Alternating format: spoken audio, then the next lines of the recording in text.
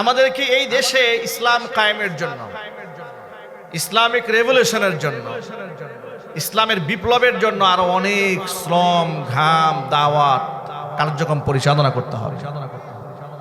এখনো পর্যন্ত এই দেশে আলেম ওলামারা যদি জাতীয় সংসদের সংসদ সদস্য হয়ে যান, তাহলে জুব্বাওয়ালা পাগড়িওয়ালা আলেমদেরকে এখনো পর্যন্ত এই দেশের দায়িত্বশীল লোকেরা জঙ্গি বলে আখ্যা দেয়। কথা ঠিক নেবে ঠিক? আজকে একটা ক্লিপ ফেসবুকে ভাইরাল হয়েছে, দেখেছেন? মাদারীপুরের এমপি হানজালা, মাওলানা হানজালা মাথায় পাগড়ি পরে সংসদে ঢুকছে। পেছন দিক থেকে কোনো এক সৈনিক বা কেউ বলছে ওই যে জঙ্গি এমপি যায়। নাউজুবিল্লাহ পড়ে। মাথায় পাগড়ি পরে উনি সংসদে ঢুকছেন, সংসদ সদস্যদেরকে পেছন থেকে বলা হচ্ছে একজন জঙ্গি এমপি যাচ্ছে। এই ন্যারেটিভটা তৈরি করেছে আমাদের পার্শ্ববর্তী দেশ ভারত। কথা ঠিক নেবে ঠিক? জোরে বলেন। আলেমুল আমাদেরকে জঙ্গিবাদ বলা, মৌলবাদ বলা, রাজাকার, আল বদর বলে, আল শামস বলে পিছিয়ে রাখার যে ন্যারেটিভ, যে বয়ান, এই বয়ানটা তৈরি করা হয়েছে দিল্লিতে, আর দিল্লির গোলামেরা সেটা বাস্তবায়ন করেছে বাংলাদেশে। কিন্তু জুলাই আগস্ট বিপ্লবের পরে নতুন বাংলাদেশে আবার সেই বয়ান আসবে, এটা কি আমরা বরদাস্ত করব? এটা যদি বলতে আমি বরদাস্ত করব না, আমরা করব না। ওই যে কুলাঙ্গার এমপি হানজালাকে জঙ্গি এমপি বলেছে, ইতোমধ্যে যদি একটুখানি ঠান্ডা মাথায় চিন্তা করেন, এই দেশের ওই সমস্ত সাংবাদিক নামক কুলাঙ্গারেরা যারা দাঁড়িয়ে আর টুপি সহ্য করতে পারে না, যদি এই ঘটনা অন্য কোথাও একটা ঘটত, যদি আপনি ক্ষমতাসীন কোন এমপিকে যদি কেউ চান্দাবাজ বলে বলতো, চান্দাবাজ এমপি যায়, তাহলে কিন্তু গোটা দেশের মধ্যে ইতোমধ্যে তুলপার তৈরি হয়ে যেত। ঠিক কিনা? একটা মহিলা এমপি যাচ্ছে, যদি কেউ পিছন থেকে ডাক দেয় বলতো যে একটা মাল যায়, তাহলে সাংবাদিকদের মাথা নষ্ট হয়ে যেত। কথা ঠিক না ঠিক যদি বলেন? কিন্তু এমপি হানজালাকে জঙ্গি বলা হলো, এখনো পর্যন্ত উদ্ঘাটন করা হচ্ছে না কে তাকে জঙ্গি বলল। আমরা রাজশাহীর ময়দান থেকে, কোরআনের তাফসীর থেকে আমরা সরকারকে স্পষ্ট ভাষায় জানিয়ে দেই, এমপি হানজালা একজন আলেম, পাগড়ি পরা ইনসাফগার আলেম, এমনকি বাহাদুরপুরের সে একজন ঔরস জাত, গোটা বাংলাদেশের সমস্ত আলেম কুলদের মধ্যে অন্যতম একজন আলেম। তাকে যখন জঙ্গি বলা হয়েছে, কে বলেছে সেই তথ্য উদ্ঘাটন করে জাতির সামনে প্রকাশ করতে হবে। কথা ঠিক না বেরিয়ে চিৎকার দিয়ে বলেন। এই জঙ্গিবাদের নাটক, জঙ্গি খেলা শুরু করেছিল খুনি হাসিনা। এই ঘটনা প্রমাণ করে খুনি হাসিনা পালিয়ে গেলে ওদের নাতিপুতিরা এখনো দেশে আছে। কিন্তু তাদেরকে আমরা মেসেজ দিতে চাই, আলেমুল আমাদেরকে জঙ্গি বলে তোমরা এই দেশের মাটিতে আর কোনোদিন রাজনীতি করতে পারবে না।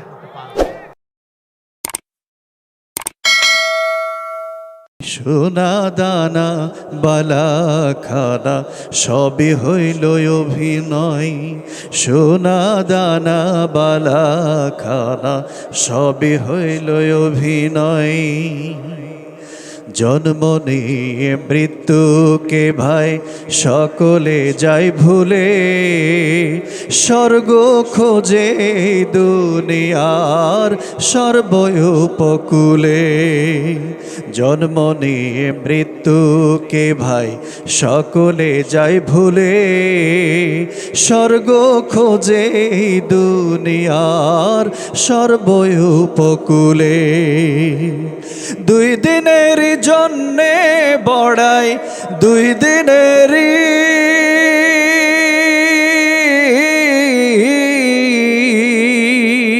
দুই দিনের জন্যে বড়াই, দুই দিনের জন্যে বড়াই করা কি আর উচিত হয়? সোনা দানা বালা খানা সবই হইল অভিনয়, সোনা দানা বালা খানা সবই হইল অভিনয়। বাড়ি গাড়ি টাকা কড়ি সবই রবে পড়ে মায়ার বাঁধন স্বজন সুজন সবই যাবে চলে বাড়ি গাড়ি টাকা কড়ি সবই যাবে চলে মায়ার বাঁধন স্বজন সুজন সবই যাবে ছেড়ে যেতে হবে মাটির ঘরে যেতে হবে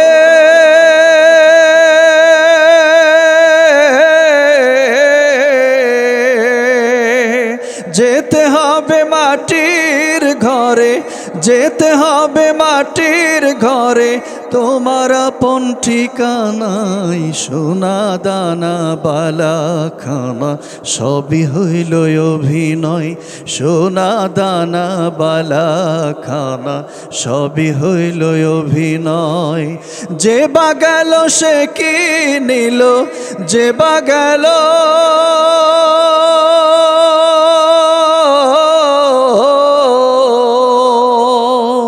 যে বা গেল সে কি নিল যে বা গেল সে কি নিল সবই দেখি পুইড়া রয় সোনা দানা বালা খানা সবই হইল অভিনয় সোনা দানা বালা খানা সবই হইল অভিনয় সোনা দানা বালা খানা সবই হইল অভিনয় আসসালামু আলাইকুম ওয়া রাহমাতুল্লাহ আলহামদুলিল্লাহ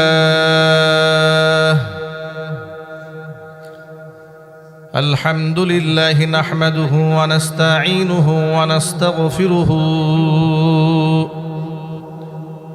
ওয়া নু'মিনু বিহি ওয়া নাতাওয়াক্কালু আলাইহি ওয়া নাউযু বিল্লাহ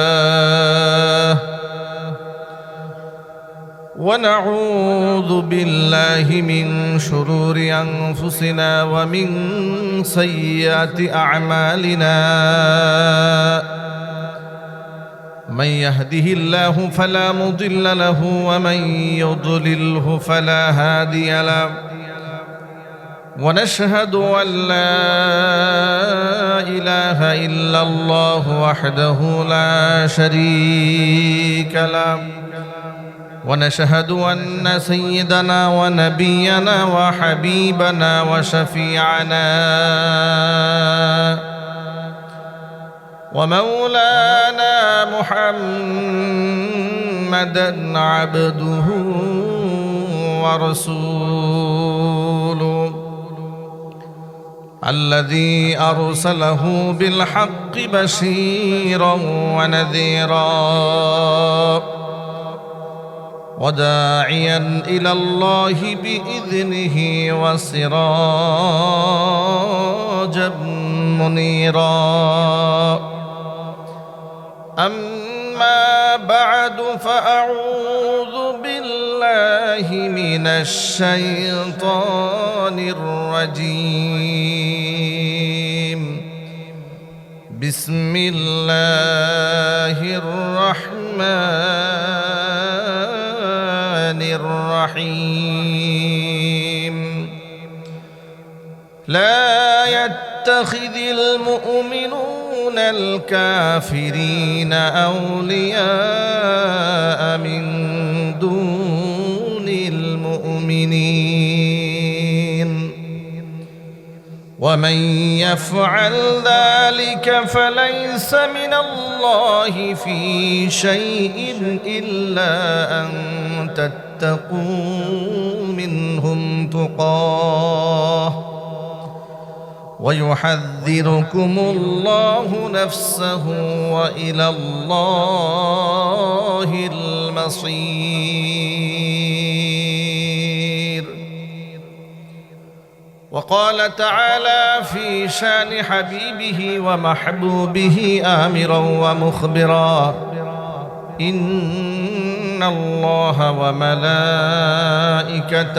يصلون على النبي يا أيها الذين آمنوا صلوا عليه وسلموا تسليما اللهم صل على محمد وعلى آل محمد كما صليت على إبراهيم وعلى آل إبراهيم إنك حميد مجيد اللهم بارك على محمد وعلى آل محمد كما باركت على إبراهيم وعلى آل إبراهيم إنك حميد مجيد ঐতিহ্যবাহী রাজশাহী জেলার অন্তর্গত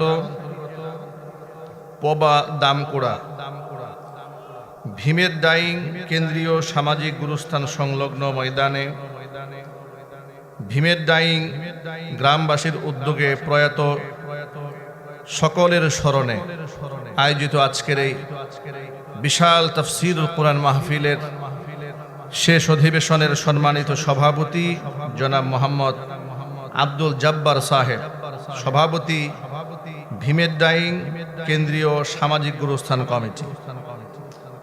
মোহতারাম সভাপতির নেক হায়াত আল্লাহ তাআলা দারাজ করুন। আজকের মাহফিলের সম্মানিত প্রধান অতিথি জনাব অ্যাডভোকেট শফিকুল হক মিলন, মাননীয় সংসদ সদস্য 54 রাজশাহী 3 পবা মোহনপুর।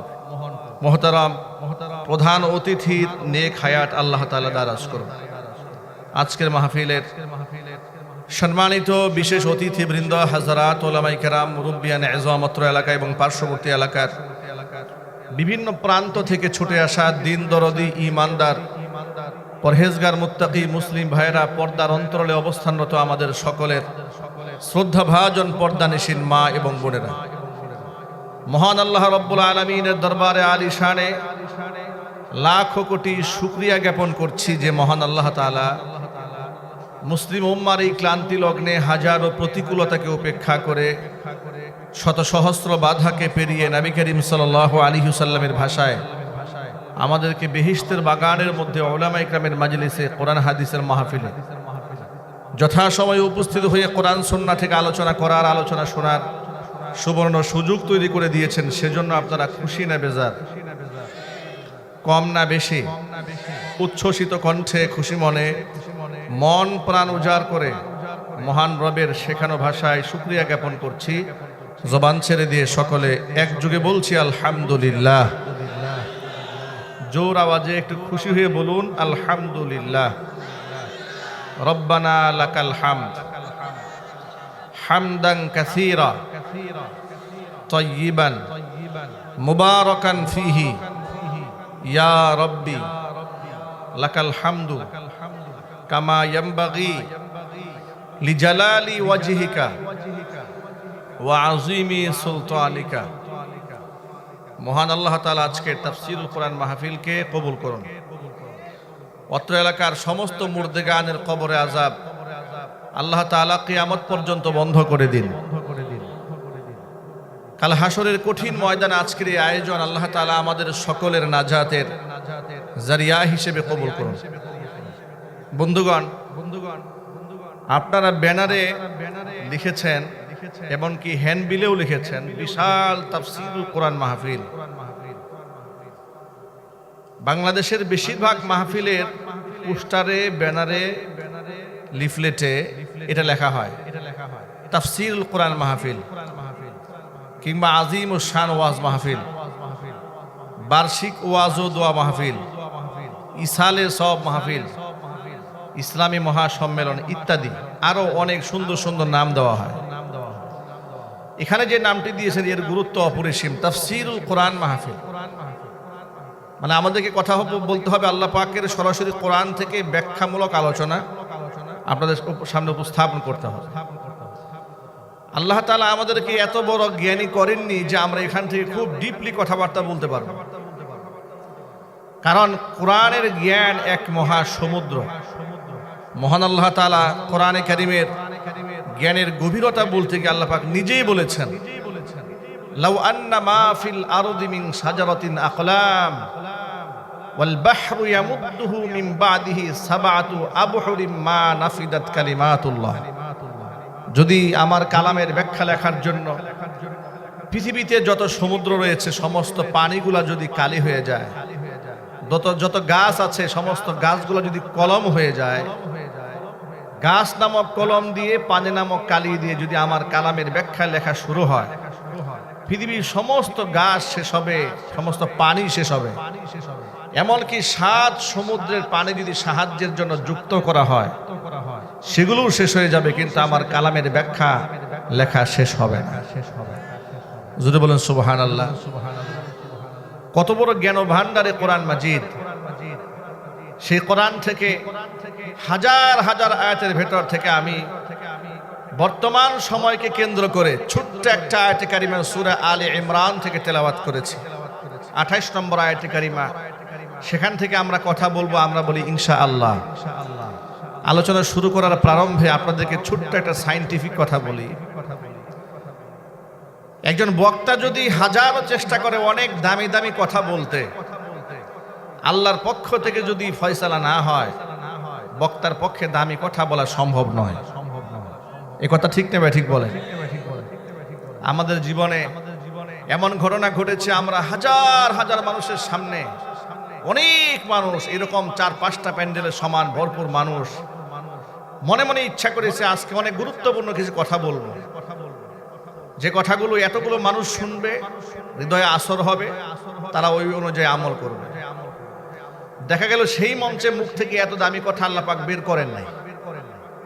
পক্ষান্তরে একেবারে অজপাড়া গা, ঢুকার পরে মনটা খুব একটা ভালো লাগে নাই। আয়োজনটাও খুব সিমসাম ছিল, এত ডেকোরেশন ছিল না, লাইটিং ছিল না, মাইকিং, এত আয়োজন নাই। মনে মনে ধারণা করেছি এখানে কি কথা বলবো, গ্রামের কিছু লোক বসে আছে, অল্প কিছু কথা বলেই চলে যাব। কিন্তু সেই মঞ্চে বসে এমন এমন কথা আল্লাহ পাক জবান থেকে বের করেছেন, পরবর্তীতে ইউটিউবে যখন স্ক্রিপ্টটা নিজেই শুনেছি, কখনো নিজের কানে বেজেছে কথাগুলো, মনে হয়েছে সুবহানাল্লাহ, এই দামি কথা তো লক্ষ মানুষের সামনে অনেক সময় বের হয় না। ঠিক নেবে ঠিক বলে? আমি এখান থেকে 2টা বিষয়, আপনারা এখানে যারা বসেছেন এর মধ্যে অনেক ভাইরা আছেন স্কুলের টিচার, শিক্ষক। ছাত্র যখন ক্লাসে বসে টিচারের মুখ থেকে তখন খুব সুন্দর উপদেশ এবং কথা বের হয় যখন ছাত্রদের গ্রহণ করার মতো আগ্রহ থাকে। ঠিক অনুরূপ ভাবে আরেকটু ব্যাখ্যা করে বলি, আমরা যখন মায়ের গর্ভ থেকে দুনিয়াতে এসেছি, আপনারা এসেছেন, আমরা সকলেই মায়ের গর্ভ থেকে এসেছি, মঙ্গল গ্রহ থেকে আমরা কেউ নাজিল হইনি। ঠিক না ভাই? ঠিক বলেন তো ভাই? আমরা কোথা থেকে এসেছি? মায়ের গর্ভ থেকে এসেছি। আল্লাহ পাক আমাদের মাদেরকে অনেক অনেক সম্মানিত করুন, জুড়ে বলেন আমিন। যারা দুনিয়া থেকে চলে গেছে আল্লাহ পাক জান্নাতুল ফিরদাউসে সুউচ্চ মাকাম দান করুন। মায়ের গর্ভ থেকে আমরা আসার পরে অনেক মায়ের বুকে স্তনে দুধ আসে না, বাচ্চারা খুব চিৎকার করে দুনিয়াতে আসার পরে। আত্মীয় স্বজন, প্রতিবেশী, এমনকি মা অস্থির হয়ে যায় এই বাচ্চাকে 1 ফোঁটা দুধ তার মুখে দেওয়ার জন্য, কিন্তু মায়ের স্তন থেকে দুধ আসতেছে না। তখন আত্মীয় স্বজন বলে, এক কাজ করো, বাহির থেকে দুধ একটু ফিটার নিয়ে আসো আর একটু গুঁড়া দুধ নিয়ে আসো বাচ্চাদের জন্য, বাচ্চাদের দুধ কিনে নিয়ে আসো। ডাক্তাররা বলেন এত অস্থির হওয়ার কিছু নাই, বাচ্চাকে কানতে দেন, বাচ্চার কান্নার আওয়াজ মায়ের কান পর্যন্ত পৌঁছতে দেন। ডক্টররা বলে এই বাচ্চার কান্নার আওয়াজ মায়ের কানে যখন পৌঁছবে তখন মায়ের ব্রেন থেকে হরমোন নির্গত হবে। মহান আল্লাহ রাব্বুল আলামিন সেই মেজাজে তার স্তন থেকে আল্লাহ পাক কুদরতি ফয়সালায় মায়ের বুক থেকে দুধের ফয়সালা করে দেবে। আল্লাহু আকবার বলেন। গোটা পৃথিবীর বিজ্ঞান তো এটা স্বীকার করে নিয়েছে। এখান থেকে এই মেজাজটা গ্রহণ করেন। বক্তা ঢাকা থেকে দাওয়াত দিয়ে নিয়ে এসছেন, বক্তার বহু বয়ান ইউটিউবে, ফেসবুকে শুনেছেন, লক্ষ লক্ষ মানুষের সামনে বক্তারা কত কথা বলেন, কত সুন্দর সুন্দর নসিহা শুনেছেন। আমরাও বিভিন্ন মাহফিলে যাই, যাওয়ার পরে লোকেরা বলে, হুজুর ওই পল্টন ময়দানে যে ভাষণটা দিয়েছিলেন সেই ভাষণটা আজকে দিয়ে যাবে। কি আছে না নাই জোরে বলে? কিন্তু আপনারা বলেন সব জায়গার কি খোরাক একরকম হয় না? এরকম হয় না। একটা প্লেয়ারও যখন খেলতে যায়, গ্যালারিতে যখন দর্শক ভালো থাকে, খেলা খুব ভালো হয়। আওয়াজ না হলে খেলোয়াড় এমনি নিস্তেজ হয়ে যায়। আমি কয়েকটা এক্সাম্পল একসাথে আপনাদের সামনে উপস্থাপন করার আমার মূল উদ্দেশ্যটা কি? উদ্দেশ্য হচ্ছে আপনারা যারা অডিয়েন্স আমার সামনে বসে আছেন, নেওয়ার আগ্রহ যদি আপনাদের অন্তরে না থাকে, আমি ইচ্ছা করে অনেক দামি কথা বলতে পারবো না। প্রচন্ড আগ্রহ নিয়ে কথাগুলো শোনার চেষ্টা করতে হবে, আর মন থেকে আল্লাহর কাছে দোয়া করতে হবে। আল্লাহ পাক যেন আমাদের অন্তর থেকে, মেধা থেকে, জবান থেকে সেই কথাগুলো আপনাদের সামনে উপস্থাপন করেন, যে কথাটা আমার ব্যক্তিগত ফায়দা হবে, আপনাদের ফায়দা হবে, আমাদের মা বোনদের ফায়দা হবে, গোটা মুসলিম উম্মার ফায়দা হবে। আল্লাহ পাকের কাছে আমরা দোয়া করি, আল্লাহ যেন কবুল করেন। জোরে বলেন আমিন।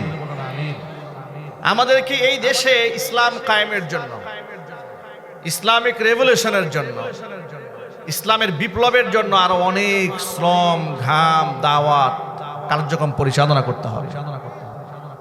এখনো পর্যন্ত এই দেশে আলেম ওলামারা যদি জাতীয় সংসদের সংসদ সদস্য হয়ে যান, তাহলে জুব্বাওয়ালা পাগড়িওয়ালা আলেমদেরকে এখনো পর্যন্ত এই দেশের দায়িত্বশীল লোকেরা জঙ্গি বলে আখ্যা দেয়। কথা ঠিক নেবে ঠিক? আজকে একটা ক্লিপ ফেসবুকে ভাইরাল হয়েছে, দেখেছেন? মাদারীপুরের এমপি হানজালা, মাওলানা হানজালা মাথায় পাগড়ি পরে সংসদে ঢুকছে। পেছন দিক থেকে কোনো এক সৈনিক বা কেউ বলছে ওই যে জঙ্গি এমপি যায়। নাউজুবিল্লাহ পড়ে।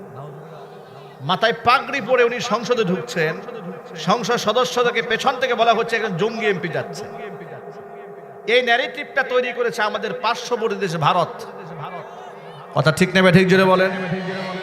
আলেমুল আমাদেরকে জঙ্গিবাদ বলা, মৌলবাদ বলা, রাজাকার, আল বদর বলে, আল শামস বলে পিছিয়ে রাখার যে ন্যারেটিভ, যে বয়ান, এই বয়ানটা তৈরি করা হয়েছে দিল্লিতে, আর দিল্লির গোলামেরা সেটা বাস্তবায়ন করেছে বাংলাদেশে।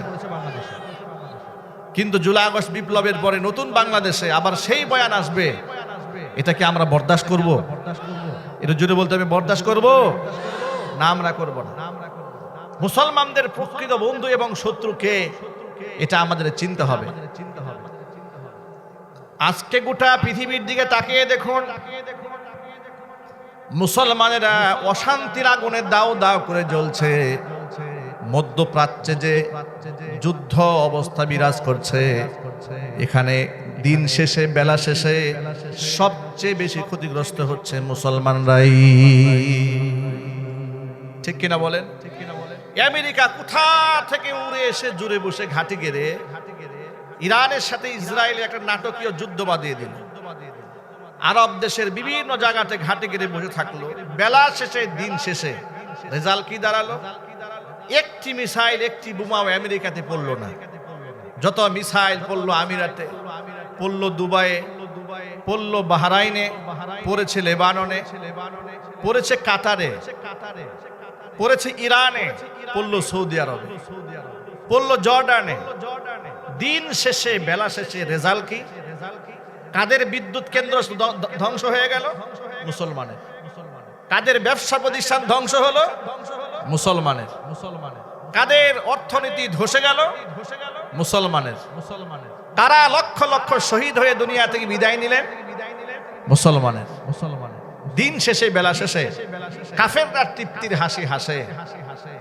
এই যে গোটা আরব দেশগুলো কাফেরদেরকে বন্ধু বানিয়ে মুসলমানদেরকে শত্রু বানিয়ে রেখেছে, কাফেরদেরকে নিজেদের পাহারাদার বানিয়েছে, খ্রিস্টানদেরকে বিশ্বাস করেছে, ইহুদিদেরকে বিশ্বাস করে ইহুদিদেরকে সম্মাননা দেয়। দুবাইয়ের আরব আমিরাতের এই জাজিরাতুল আরব, আরব ভূখণ্ডের এই পবিত্র মাটিগুলো কিভাবে তারা নাপাক করেছে লক্ষ্য করে দেখেন তো। কাশ্মীরে মুসলমানদেরকে যখন গণহত্যা চালিয়েছে বিজেপি সরকার, নরেন্দ্র মোদীর নেতৃত্বে, গুজরাটের কসাই খুনি নরেন্দ্র মোদীর নেতৃত্বে যখন মুসলমানদেরকে বাস্তুহারা করা হয়েছে, ঘর বাড়ি ভেঙে দেওয়া হয়েছে, গরুর গোশত ফ্রিজে রাখার অপরাধে এদেরকে হত্যা করা হয়েছে। এমনকি 500 বছর আগের পুরাতন বাবরি মসজিদ ভেঙে দিয়ে রাম মন্দির নির্মাণ করেছে। এত বড় কুখ্যাত সন্ত্রাসী ইসলাম বিদ্বেষী নরেন্দ্র মোদীকে আরব আমিরাতের মাটিতে ডেকে এনে সর্বোচ্চ নাগরিক সম্মাননা সোনার মেডেল উপহার দিয়েছে মুনাফিক সরকার। জোরে বলেন নাউজুবিল্লাহ। ভাবা যায়, সোনার মেডেল দিয়েছে আমিরাতের সরকার। কার গলায়? নরেন্দ্র মোদীর গলায়। কোন নরেন্দ্র মোদী? যে নরেন্দ্র মোদী গুজরাটের কসাই খুনি অসংখ্য মুসলমানকে জ্বালিয়ে পুড়িয়ে শেষ করে দিয়েছে। কথা ঠিক না ব্যাঠিক জুড়ে বলেন। কাতার $400 মিলিয়ন দিয়ে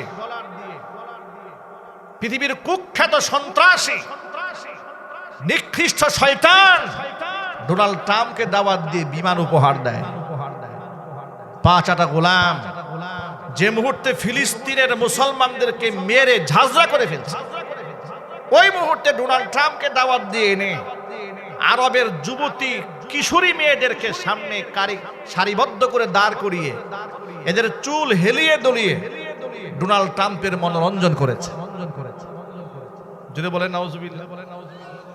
সৌদি আরব দেশ হিসেবে তাদেরকে আমরা কত সম্মান করি, কারণ সে দেশে আমাদের নবীজি শুয়ে আছে। ঠিক না ব্যাঠিক? যদি বলেন আরব দেশদেরকে দেশ এবং তাদের মানুষদেরকে আমরা কত ভালোবাসি, কারণ ওই দেশে আল্লাহ পাকের কালাম নাজিল হয়েছে। আমরা আরবদেরকে সম্মান করি তার কারণ সে দেশে আমার নবীজি শুয়ে আছেন। সেখানে আমাদের কিবলা, পৃথিবীর প্রথম ঘর। ইন্না আউয়ালা বাইতিন উযিআ লিন-নাসি লাল্লাযী বিবাক্কাতা মুবারাকান ওয়া হুদাল লিল-আলামিন। পৃথিবীর প্রথম ঘর বাইতুল্লাহ সেখানে রয়েছে। গোটা পৃথিবীর সকল মুসলিম উম্মার কলিজার ধন বাইতুল্লাহ। একটা বার জিয়ারতের জন্য মানুষের অন্তর কত না আশাবাদ ব্যক্ত করে থাকে। কত দরিদ্র মানুষ আল্লাহর কাছে চোখের পানি ছেড়ে কান্না করে, রব্বুল আলামিন জীবনে একটা বার যেন বাইতুল্লাহ যেতে পারি। এমন আকাঙ্ক্ষা যে মাটির ঘরের মধ্যে রয়েছে তামাম পৃথিবীর মুসলমানদের।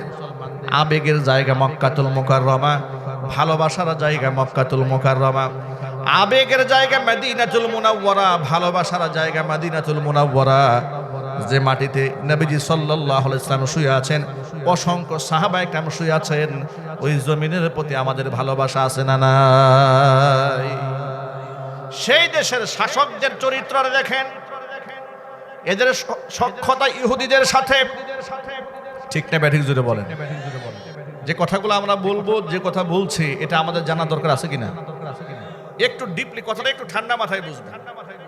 গোটা পৃথিবীর মুসলিম উম্মারা আমরা কেন মার খাই, এর কারণটা আমরা খুব সহজে কোরআন হাদিস থেকে আমরা আলোচনা করব। আমরা বলি ইনশাআল্লাহ।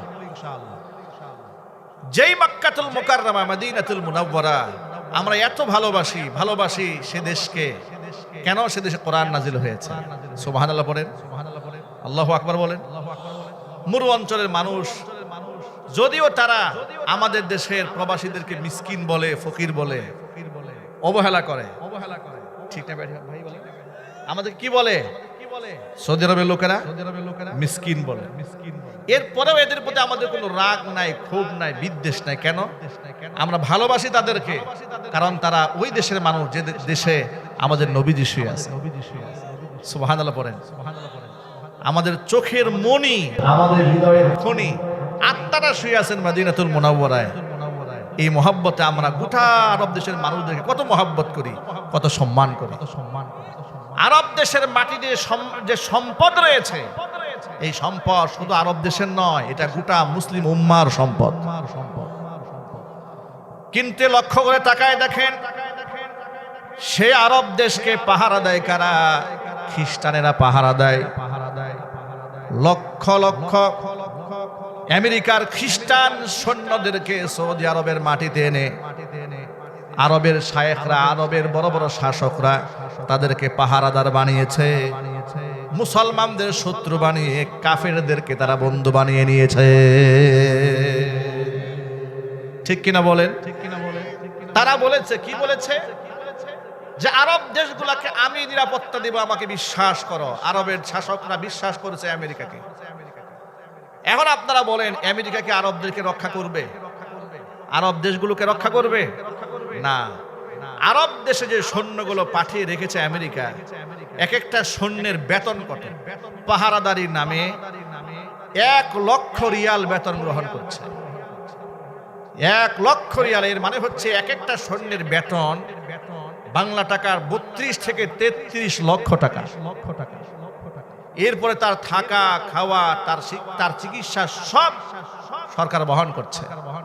অথচ কোরআন বলেছে, লা তাত্তাখিযু বিতানাতান লা তাত্তাখিযু আদুব্বি ওয়া আদুব্বাকুম আউলিয়া। তোমরা আমার দুশমন এবং তোমাদের দুশমনদেরকে তোমরা কখনো বন্ধুরূপে গ্রহণ করো না। আল্লাহু আকবার বলেন। আমি আপনাদের সামনে সূরা আলী ইমরান থেকে ছোট্ট একটা আয়াতে কারিমা তেলাওয়াত করেছি। আলী ইমরানের 28 নম্বর আয়াতে আল্লাহ পাক জানিয়ে দিয়েছেন, মুসলমানদের বন্ধু হবে কাদের সাথে আর শত্রুতা হবে কাদের সাথে, সেই ফয়সালা আল্লাহ পাকের 1500 বছর আগের করা। অথচ সেই আয়াতগুলা ভুলে গিয়ে মুসলমানেরা কাফেরদেরকে বন্ধু বানিয়ে নিয়েছে আর মুসলমানদেরকে একে অপরের শত্রু বানিয়ে রেখেছে।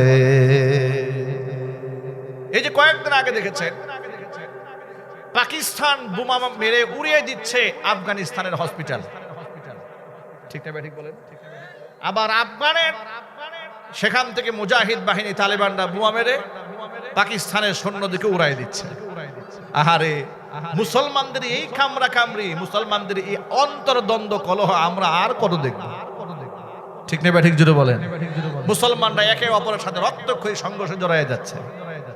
এবার দেখেন কোরআন কি বলে। কোরআন মাজিদ আল্লাহ পাক বলছেন, লা ইয়াত্তাখিযিল মুমিনুনাল কাফিরিনা আউলিয়া মিন দুনিল মুমিনিন। অবশ্যই অবশ্যই মুমিনরা যেন ইমানদারদেরকে বাদ দিয়া কাফেরদেরকে অন্তরঙ্গ বন্ধু না বানায়। কাফেরদেরকে বন্ধু বানানো হারাম। একটু জোরে আওয়াজে বলতে হবে, হালাল না হারাম? এটা পৃথিবীর কোন মুফতি হারাম করেছে নাকি স্বয়ং আল্লাহ হারাম করেছেন? কোরআন মাজিদে সূরা আলী ইমরানের 28 নম্বর আয়াতে আল্লাহ পাক যা স্পষ্ট জানিয়ে দিলেন, কাফেরদের সাথে আপনার কোনো মাখামাখি চলবে না, বন্ধুত্ব চলবে না, এত মেলামেশা কাফেরদের সাথে হবে না, হৃদ্যতাপূর্ণ সম্পর্ক কাফেরদের সাথে হবে না। লা ইয়াত্তাখিযিল মুমিনুনাল কাফিরিনা আউলিয়া মিন দুনিল মুমিনিন। ওয়ামান ইয়াফআল যালিকা, যদি কেউ বন্ধুত্ব করে তাহলে কি হবে? ফালাইসা মিনাল্লাহি ফি শাইইন ইল্লা আন তাত্তাকু মিনহুম তুকা। যদি কাফেরদেরকে কেউ বন্ধু বানায় মুসলমানদেরকে বাদ দিয়ে, তাহলে তার সাথে রবের সাথে কোনো সম্পর্ক থাকবে না, সম্পর্ক ছিন্ন হয়ে যাবে রবের সাথে। রবের কাছ থেকে সে কোনো বিনিময় পাবে না। তবে আমার আল্লাহ পাকের কথার মধ্যে কত হিকমা, কত প্রজ্ঞা, কত দূরদর্শিতা রবের কথার মধ্যে দেখুন। ইল্লা আন তাত্তাকু মিনহুম তুকা। এই পৃথিবীতে মাজলুম মুসলমানেরা কাফেরদের ক্ষতি থেকে বাঁচার জন্য বাহ্যিকভাবে একটু সালাম কালাম, হাই হ্যালো, এতটুকু সম্পর্ক রাখতে পারে। তবে তাদের মনটা আসলে কাফেরদের প্রতি পড়ে থাকে না, মনটা থাকে আল্লাহর দিকেই। আল্লাহ পাক বলছেন, হ্যাঁ, ইল্লা আন তাত্তাকু মিনহুম তুকা, পৃথিবীর কোন কাফেরদের পক্ষ থেকে তোমরা ক্ষতির আশঙ্কা করো, যে সম্পর্ক না রাখলে আমাদের মারাত্মক লেভেলের ক্ষতি করবে, এই চিন্তা করে যদি একটু বাহ্যিক সম্পর্ক রাখো তাতে কোনো আপত্তি নাই। কিন্তু অন্তরের অন্তরঙ্গ সম্পর্ক, খুব মাখামাখি সম্পর্ক, মধুর সম্পর্ক, বিশ্বাসের সম্পর্ক কাফেরদের সাথে রাখা হালাল না হারাম? আল্লাহ পাক হারাম করে দিয়েছেন। এই যে এই বক্তব্যটি এটা এসছে যেমন সূরা আলে ইমরানে, অনুরূপভাবে সূরাতুল মাইদার মধ্যে আল্লাহ রাব্বুল আলামিন বলে দিয়েছেন, ইহুদি এবং নাসারা যারা, তাদেরকে বন্ধু বানানো যাবে না। কোরআন মাজিদ আল্লাহ রাব্বুল আলামিন জানাই দিলেন সূরাতুল মাইদার 51 নম্বর আয়াতের মধ্যে বলেন, ইয়া আইয়ুহাল্লাযীনা আমানু লা তাত্তাখিযুল ইয়াহুদা ওয়ান নাসারা আউলিয়া। বা'দুহুম আউলিয়াউ বা'দ। ওই ইমানদারেরা ইহুদি এবং নাসারা যারা, তাদেরকে তোমরা বন্ধুরূপে গ্রহণ করবে না। বা'দুহুম আউলিয়াউ বা'দ, তারা একে অপরের বন্ধু, কিন্তু মুসলমানদের বন্ধু ইহুদিও হবে না, মুসলমানদের বন্ধু খ্রিস্টানও হবে না, মুসলমানদের বন্ধু মুশরিকও হবে না। দুবাইয়ের সাথে, আরব আমিরাতের সাথে ইসরায়েলের বিরাট সম্পর্ক। আপনাকে একটা তথ্য জানিয়ে রাখি, গোটা দুনিয়াব্যাপী উলামারা ফুকাহারা যখন ফতোয়া দিয়েছিল, ফিলিস্তিনের নিরীহ মুসলমানদের উপর যখন ইসরায়েলের পশু সৈন্যরা হানা দিয়েছিল, বোমা মেরে ফিলিস্তিনের মুসলমানদেরকে যখন ঢালাওভাবে হত্যা করছিল, তখন গোটা দুনিয়ার সমস্ত উলামারা ফুকাহারা ফতোয়া দিয়েছিলেন ইসরায়েলের সাথে সব ধরনের সম্পর্ক ছিন্ন করা মুসলমানদের জন্য ফরজ, এমনকি তাদের সাথে ব্যবসায়িক চুক্তি রাখাটাও হারাম। এই ফতোয়া দেওয়ার পরে গোটা দুনিয়াতে আওয়াজ উঠেছিল ইসরায়েলি পণ্য বয়কট করো, ইসরায়েলি পণ্য বয়কট করো। আপনারা কোকাকোলা ছেড়ে দিয়েছিলেন, 7 আপ ছেড়ে দিয়েছিলেন, এরপরে জনসন ছেড়ে দিয়েছিলেন, ইউনিলিভারের সমস্ত পণ্য আমরা ছেড়ে দিয়েছিলাম। ঠিক না ব্যাঠিক যদি বলেন? এটা কি আপনাদের মনে আছে না ভুলে গেছেন? এমনকি ঢাকাতে মার্চ ফর গাজা অনুষ্ঠিত হয়েছিল, বাংলাদেশের সর্বকালের বৃহৎ সম্মেলন অনুষ্ঠিত হয়েছিল। ইতিহাস কি মনে আছে না ভুলে গেছেন? ঠিক ওই মুহূর্তে, যে মুহূর্তে গোটা দুনিয়ার মুসলিম উম্মাহ ইসরায়েলকে ঘৃণা করেছিল, ঠিক ওই মুহূর্তে একেবারে স্পষ্ট ঘোষণা দিয়ে ইসরায়েলের পক্ষ অবলম্বন করেছিল কুফফার শক্তি নরেন্দ্র মোদী। সে যেমন স্পষ্ট ইসরায়েলের পক্ষ অবলম্বন করেছিল, সাথে সাথে আরব আমিরাতের মুনাফিক শাসকরা ওই মুহূর্তেও ইসরায়েলকে সমর্থন দিয়েছিল। মার আমরা কেন খাবো না? আরব আমিরাত মনে করেছিল যে আমার তো বিরাট বিরাট বুরুজ খলিফা আছে, বুরুজ আল আরব আছে, বিশাল বিশাল 7 স্টার হোটেল, 5 স্টার হোটেল, আমার এখানে পৃথিবীর মধ্যে সবচেয়ে সুরক্ষিত জায়গা হচ্ছে আরব আমিরাত, এটা ওরা মনে করত। কিন্তু ইরান দেখিয়ে দিয়েছে যে না, যদি আমি শেষ হয়ে যাই তাহলে তোমরাও নিরাপদ থাকতে পারবে না। ওই আমেরিকা যাদেরকে তোমরা বাবা ডাকো, আব্বা ডাকো, যাদেরকে তোমরা পাহারাদার মনে করো, তারা পারলো না তোমাকে পাহারাদারি করতে। তোমার এয়ারপোর্ট যে ইরান গুড়িয়ে দিল, আর যে বিনিময়ে তোমরা কাফেরদের পা চাটো এবং গোলামি করো, তারা তোমার দেশকে রক্ষা করতে পারছে না। কথা বলেন ঠিক না? ঠিক মনে রাখবেন, ইরান তো আর সব জায়গায় হামলা করে নাই, 2-1টা জায়গায় কৌশলগত মেসেজ দিয়েছে। ইদানিং শুনতে পাচ্ছি হরমুজ প্রণালীতে আমেরিকার নিয়ন্ত্রণ না থাকার কারণে তারা পারমাণবিক বোমা নাকি হামলা করবে ইরানে। ইরান বলে দিয়েছে যদি তোমরা এই ধরনের পথে আগাও তাহলে পাল্টা জবাব নেওয়ার জন্য তোমরা প্রস্তুত থাকো। এবং এটাও বলে দিয়েছে যদি সৈন্য পাঠিয়ে ইরানের সামান্যতম একটা জমিন দখল করার চেষ্টা করা হয়, যে আরব আমিরাতে তোমরা ঘাঁটি দিয়ে রেখেছো, সে আরব আমিরাতের তোমাদের সেই বিলাসবহুল জীবন সহ তোমাদের স্থাপনা সহ আমরা মাটির সাথে গুড়াই দেব। আর এই সক্ষমতা ইতিমধ্যে ইরান অর্জন করেছে, পৃথিবীর পরাশক্তিকে নাকানি চুবানি খাইয়ে দিয়েছে। ইরান মধ্যপ্রাচ্যের শাসকদের সহযোগিতা চাচ্ছিল, মধ্যপ্রাচ্যের শাসকরা তাকে সহযোগিতা করছে না। খোদার কসম করে বলি, কোরআন হাতে নিয়ে বলি, ঠিক এই মুহূর্তে আমেরিকা যে পজিশনে দাঁড়িয়ে আছে, মধ্যপ্রাচ্যের শাসকগুলা যদি মুনাফিকের ঘুমটাটা সরাইয়া একটু আল্লাহকে ভয় করে এক হতে পারে, ইরানের হাতে হাত মিলাতে পারে, পৃথিবীর কিয়ামত পর্যন্ত কাফের বেঈমান না মুসলমানের দিকে তাকানোর সাহস পাবে না। কিন্তু এই কথাটা কে বুঝাবে কাফের বেঈমানদেরকে? এই মুনাফিকদেরকে কে বুঝাবে? মুনাফিকদের তো ক্ষমতা দরকার, ওদের জীবনের এত মায়া, ওরা সোনার টয়লেটে পায়খানা করে, এই বিলাসিতা ওরা ছাড়বে কি করে? কথা ঠিক নেবে ঠিক? প্রিয় যুবকেরা, প্রিয় মুসলিম উম্মাহ, এই কথাগুলো আপনাদেরকে বোঝানোর উদ্দেশ্যটা কি? আপনাদেরকে বোঝানোর উদ্দেশ্যটা হলো তাম পৃথিবীর সমস্ত মুসলমানদের ঐক্যবদ্ধ অবস্থান কতটা শক্তিশালী হওয়া দরকার। বাংলাদেশের দিকে তাকান, বাংলাদেশের রাজনৈতিক দলের নেতা কর্মীরা আছে, তারা দেখবেন ক্ষমতার মস্তক পাওয়ার জন্য কিংবা যাওয়ার জন্য কিংবা টিকে থাকার জন্য মুসলমানদেরকে বাদ দিয়ে কাফেরদের সাথে বন্ধুত্ব করে। নির্বাচনের আগে কে যাবে আমেরিকান এম্বাসিতে, কে যাবে ভারতের এম্বাসিতে, পাগলামো শুরু হয়ে যায়। প্রথম সারির রাজনীতিবিদদের মধ্যে এই ফিতনা, বাংলাদেশে আছে না নাই? আফসোস এবং পরিতাপের বিষয়, বিগত স্বৈরাচারী খুনি হাসিনা এবং তার সরকারের কাছ থেকে এই দেশের রাজনীতিবিদরা এখনো পর্যন্ত শিক্ষা গ্রহণ করে নাই। হাসিনা তো এই মূলনীতি অবলম্বন করেছিল, নরেন্দ্র মোদীকে খুশি করার জন্য এই দেশের হাজার হাজার আলেমের নামে মিথ্যা মামলা দিয়েছিল, জেল খাটিয়েছে, জরিমানা করিয়েছে, অসংখ্য আলেম ওলামাদেরকে বাড়িঘর ছাড়া করেছে, এমনকি অনেক মসজিদ থেকে খতিব সাহেবদেরকে তাড়িয়ে দিয়েছে, এমনকি মাহফিল মঞ্চে এসে তাদের কুলাঙ্গার পুলিশদেরকে দিয়ে বক্তার সামনে থেকে মাইক কেড়ে নিয়েছে। একদিন আগে এসে প্যান্ডেলগুলো ভেঙে দিয়েছে। এই কাজ খুনি হাসিনা করে নাই? একটু জোর আওয়াজ দিয়ে ইমাম দীপ্ত কণ্ঠে বলুন, করে নাই? কেন করেছে? নরেন্দ্র মোদীকে খুশি করার জন্য। 2021 সালে নরেন্দ্র মোদীকে বাংলাদেশে সংবর্ধনা দেওয়া হবে, আলেমরা বরদাস্ত করে নাই। কারণ এই কসাই খুনি তো সেই খুনি যার হাতে অসংখ্য মুসলমানদের রক্ত লেগে আছে। আলেমরা আন্দোলন করেছিলেন, শুধুমাত্র 21 সালে 2600 আলেমের নামে মিথ্যা মামলা দিয়েছিল।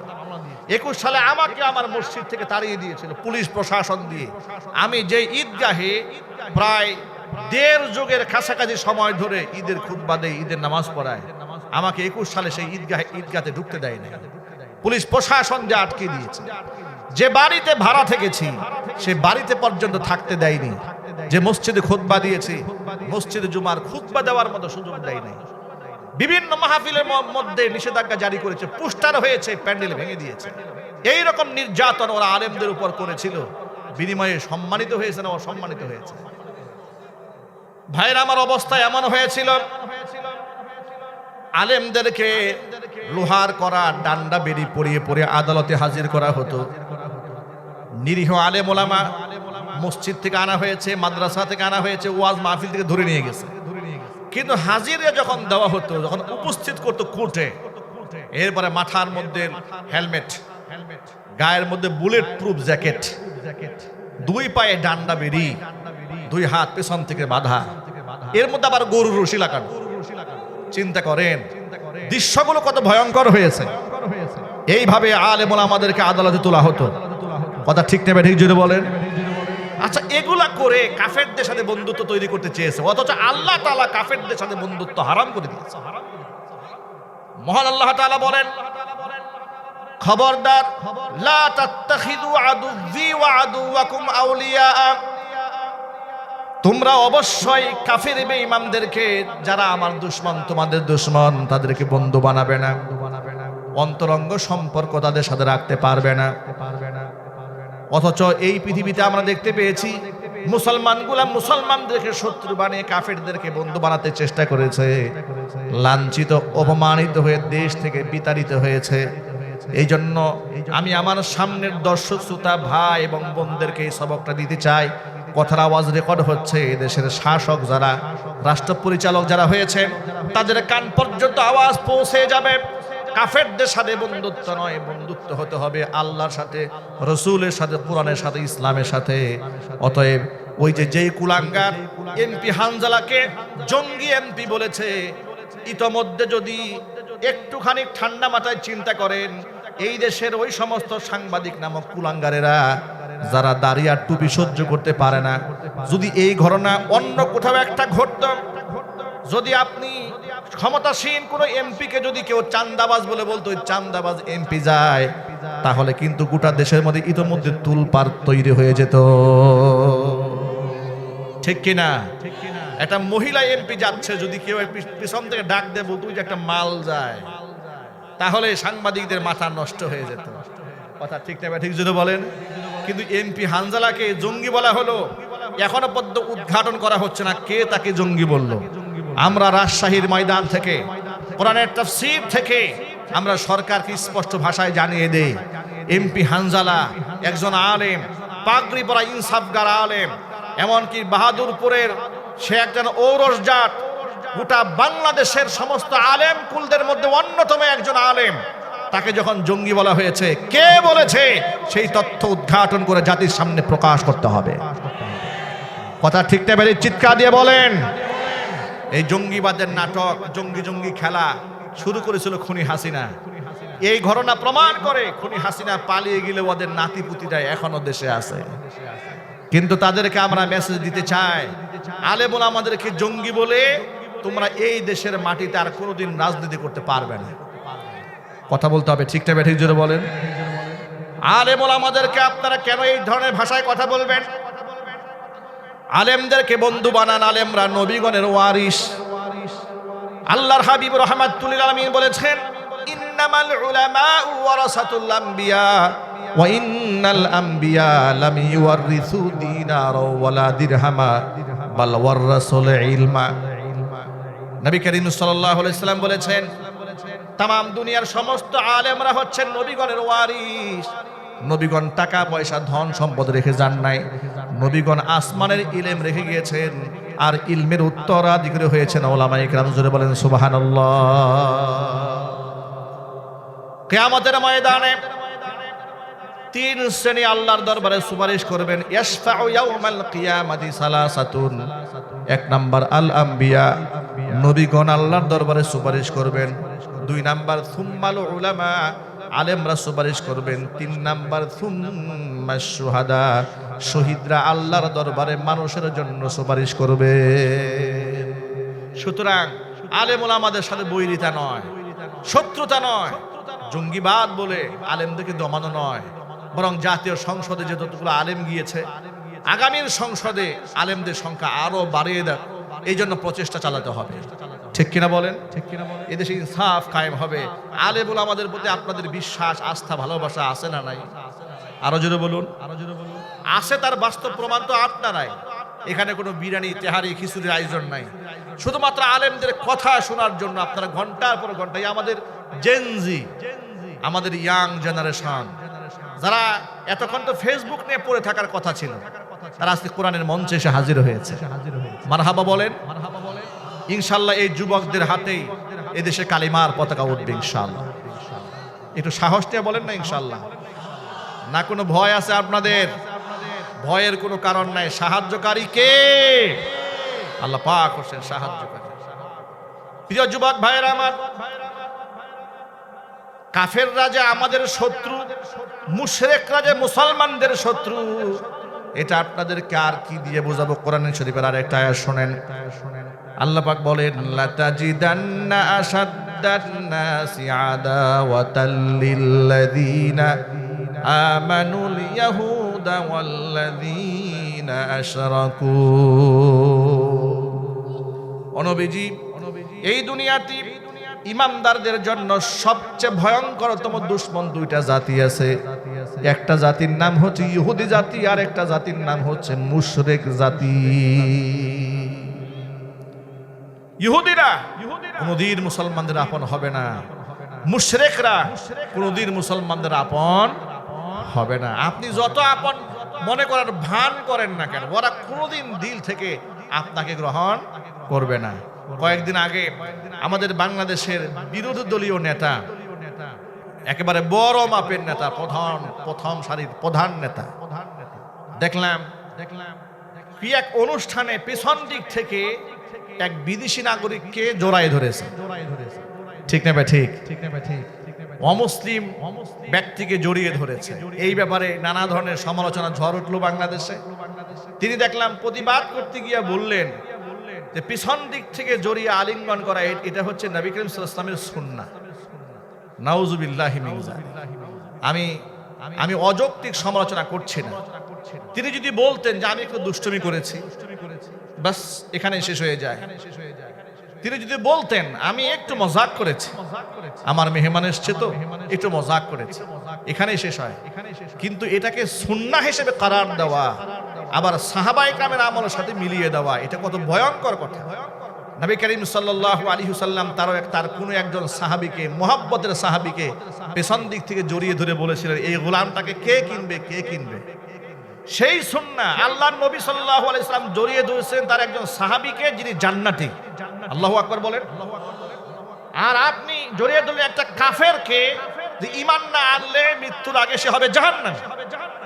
আপনি এই কাজটাকে সুন্নাহর সাথে মিলায়ে বললেন, হুজুরের রাসূলের হাদিসের সাথে মিলায়ে বললেন এটা সুন্নাহ। সব জায়গায় নিজের মতো করে ইসলামকে ব্যাখ্যা করা যাবে না। ইসলামকে ব্যাখ্যা করতে হবে, ইসলামের মতো করে কথা বলতে হবে। ঠিক কিনা? কুফফারদের সাথে এত মাখামাখি কিসের? কাফেরদের সাথে এত মাখামাখি কিসের?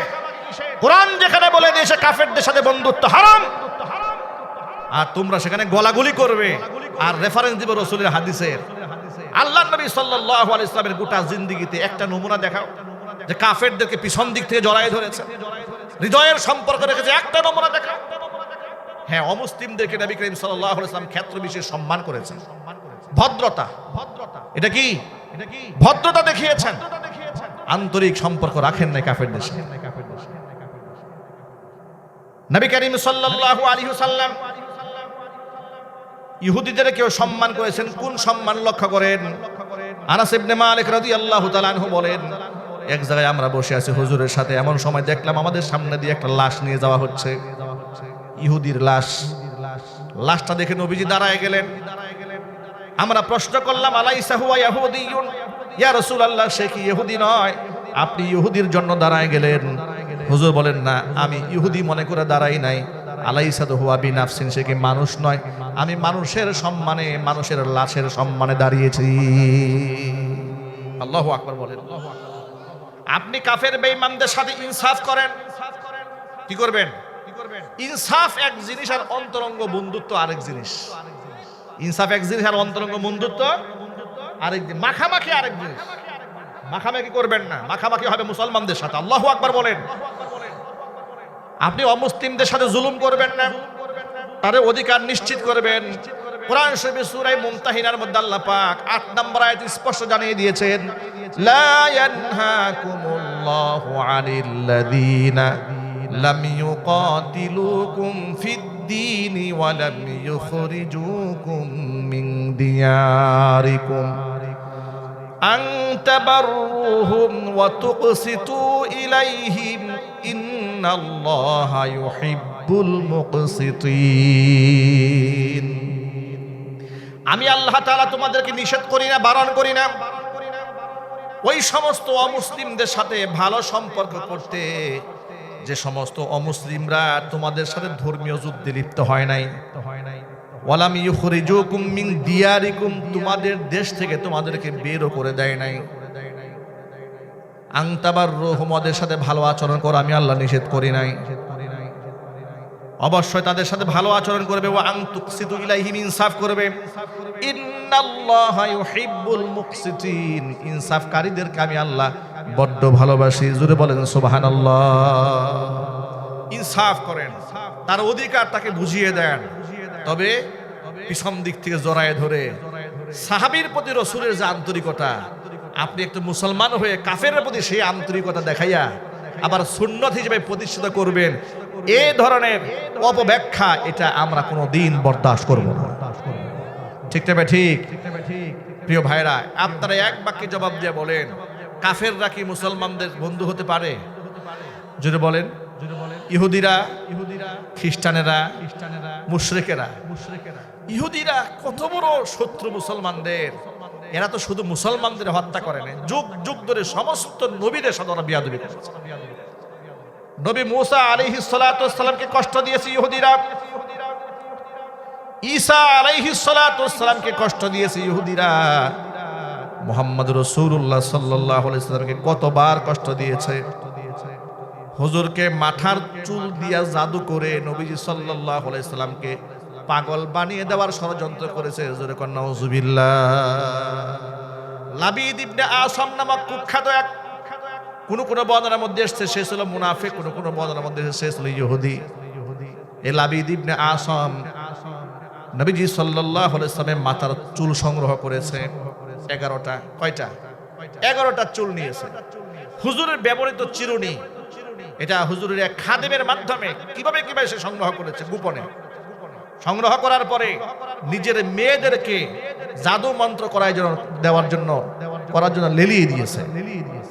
11টা চুলের মধ্যে এই লাবিদ ইবনে আসামের কন্যারা 11টা গিট দিয়েছে। 11টা গিট দিয়ে 11টা গিটের মধ্যে 11টা সুই ঢুকিয়েছে। এরপরে এর মধ্যে জাদু মন্ত্র করে ফু দিয়েছে।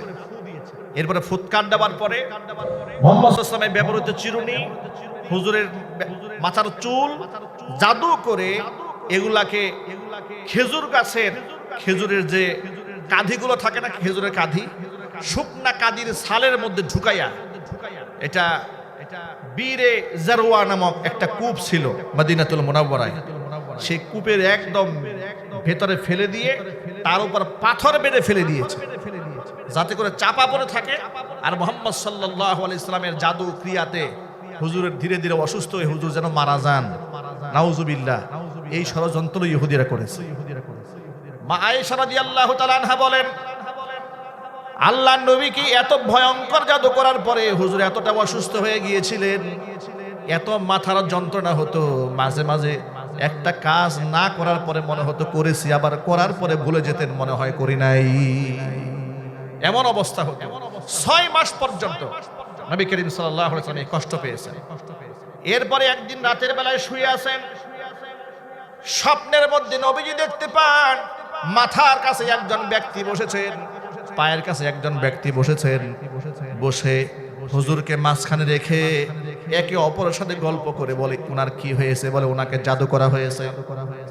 কে জাদু করলো? লাবিদ ইবনে আসম পরিবার দিয়ে জাদু করেছে। কি দিয়ে জাদু করলো? বলে মাথার চুল দিয়ে।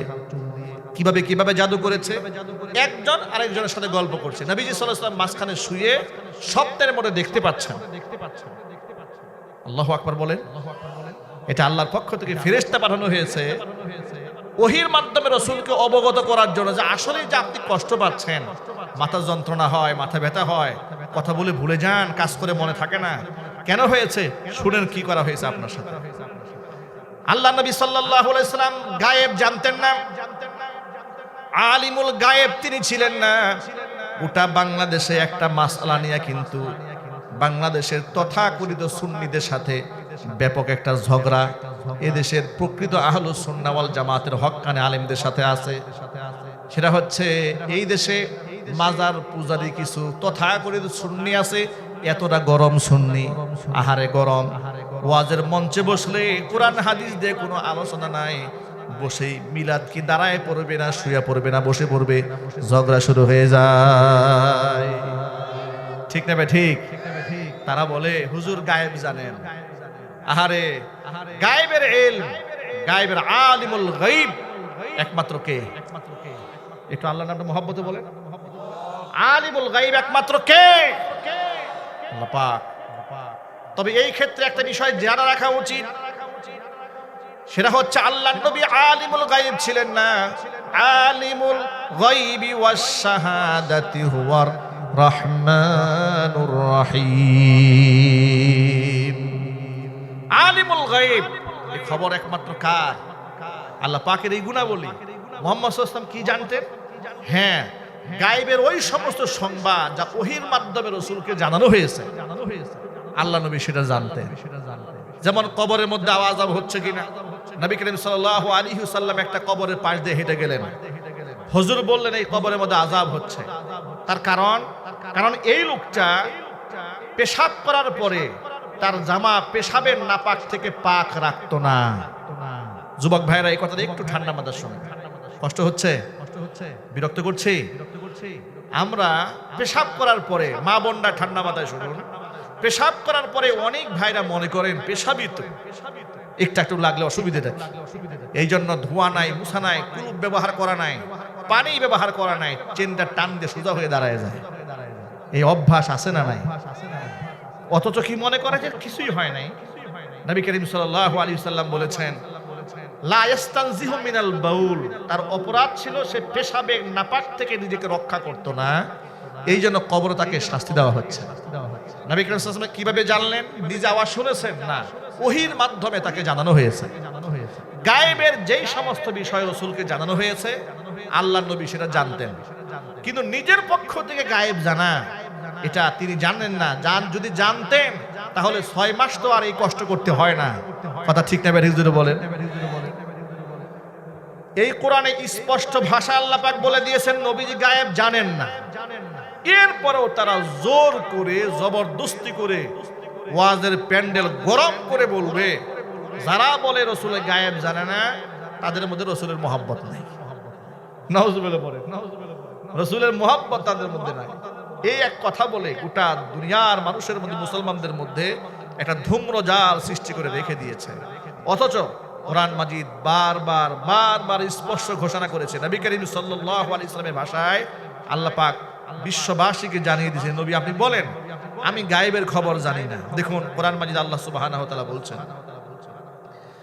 ও নবী আপনি বলেন কুল লা আমলিকু লিনাফসি নাফআন ওয়ালা দাররান ইল্লা মা শা আল্লাহ।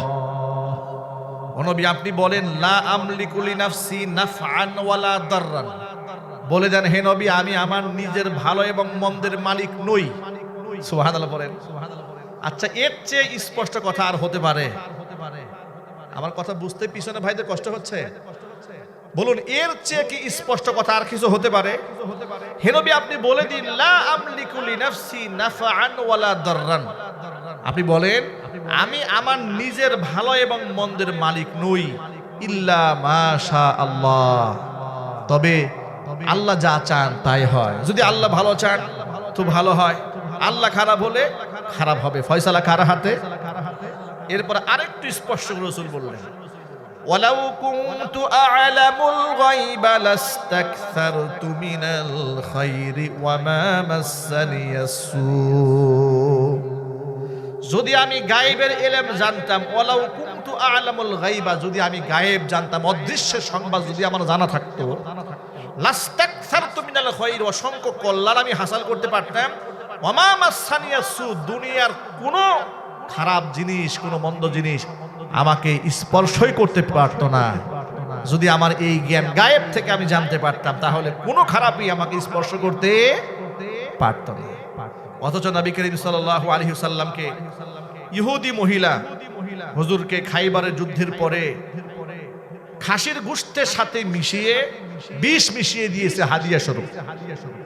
নবী করিম সাল্লাল্লাহু আলাইহি ওয়াসাল্লাম সাহাবায়ে কেরাম মিলে খেতে বসেছেন, হুজুর মুখেও নিয়েছেন খাবার, দাঁত দিয়ে চিবাচ্ছেন।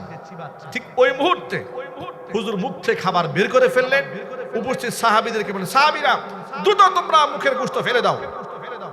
ইতোমধ্যে বিশির ইবনে বারা এক টুকরা গোশত খেয়ে ফেলেছেন, পক্ষান্তরে অন্যান্য সাহাবী সবাই মুখ থেকে গোশত বের করে দিয়েছেন। সবাই জিজ্ঞেস করলেন ইয়া রাসূলুল্লাহ মুখ থেকে গোশত বের করলেন কেন? হুজুর বললেন ইন্না হাদাল আজমা সাইখবিরুনি আন্নাহু মাসমুম, আমাকে খাসির গোশতের এই হাড্ডিটা আমাকে বলছে তার মধ্যে বিষ মেশানো হয়েছে। সুবহানাল্লাহ, কি আসতে বললেন? আল্লাহু আকবার বলেন। এটা রাসূলের মুজিজা, এটা বুখারীর হাদিস, এটা হচ্ছে রাসূলের মুজিজা। হুজুর বলছেন ইন্না হাদাল আজমা, আজমা মানে হাড়, হাড্ডি, এই হাড্ডি আমাকে বলছে ইখবিরুনি, আমাকে সংবাদ দিচ্ছে আন্নাহু মাসমুমুন, তার মধ্যে বিষ মিশ্রণ দেওয়া হয়েছে, এই জন্য মুখ থেকে ফেলে দিয়েছি। হুজুর মুখ থেকে বিষ যুক্ত খাবার ফেলে দিলেন, উপস্থিত সাহাবীরাও ফেলে দিলেন। এরপরে মহিলাকে ডাকা হলো, ওই মহিলার নাম ছিল জাইনাব বিনতে হারেস, তাকে ডাকা হলো। মহিলাকে জিজ্ঞেস করা হলো তুমি বিষ মিশালে কেন? বলে হে নবী আমি আপনাকে পরীক্ষা করলাম, আমি এই নিয়তে দিয়েছি আপনি যদি নবী হয়ে থাকেন তাহলে তো আপনাকে জানিয়ে দেওয়া হবে, কিন্তু আপনি যদি রাজা বাদশাহ হয়ে থাকেন তাহলে আপনার যন্ত্রণা থেকে আমরা মুক্তি পাইলাম। নাউজুবিল্লাহ পড়েন। নবীজি সাল্লাল্লাহু আলাইহি সাল্লাম উপস্থিত সাহাবীরা তাকে মারতে চাওয়ার পরে হুজুর তাকে ক্ষমা করে দিলেন যে না তাকে মেরো না। দয়ার সাগর নবীজি জানতে পেরেছেন তাকে মারার জন্য বিষ মিশিয়েছে, ছেড়ে দিয়েছেন। কিন্তু ওই যে বিশির ইবনে বারা হুজুরের একজন সাহাবী শহীদ হয়ে গেলেন, এই জন্য পরবর্তীতে তার কিসাস বদলা স্বরূপ এই মহিলাকে হত্যা করা হয়েছিল। আমি এই ঘটনার উদাহরণ আপনাদের সামনে উপস্থাপন করার মাধ্যমে মেসেজটা দিতে চেয়েছি, রাসূল যদি অ্যাডভান্স গায়েবের খবর নিজে থেকে জানতেন তাহলে এই খাসির গোশত মুখে দিতেন, এমনকি উপস্থিত সাহাবীরা মুখে দিতেন, এমনকি এই যে বিশির ইবনে বারা উনি এক টুকরা খেয়ে শহীদ হয়ে গেলেন, আল্লাহর নবী জেনে শুনে সাহাবীকে বিষ খেতে দিতেন? বিষ খেতে দিতেন না।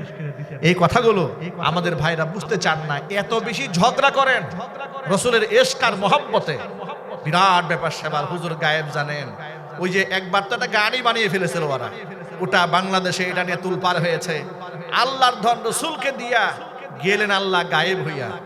রসুলের দল খাজাই পাইয়া শুয়ে আছেন আজমিরে, কেউ ফিরে না খালি হাতে, বাবা তোমার দরবারে। নাউজুবিল্লাহ পড়েন। এটা নিয়ে বাংলাদেশের এক কুখ্যাত মাজার পূজারী বক্তা গিয়াসউদ্দিন তাহেরি এই গানটা ওয়াজের মঞ্চে বয়ে গিয়েছিল। আমি তার কঠিন প্রতিবাদ জানিয়েছিলাম। পরবর্তী প্রতিবাদের মুখে সে ব্যাখ্যা করে বলেছিল যে আল্লাহর দল রসুলকে দিয়া গেলেন আল্লাহ গায়েব হইয়া।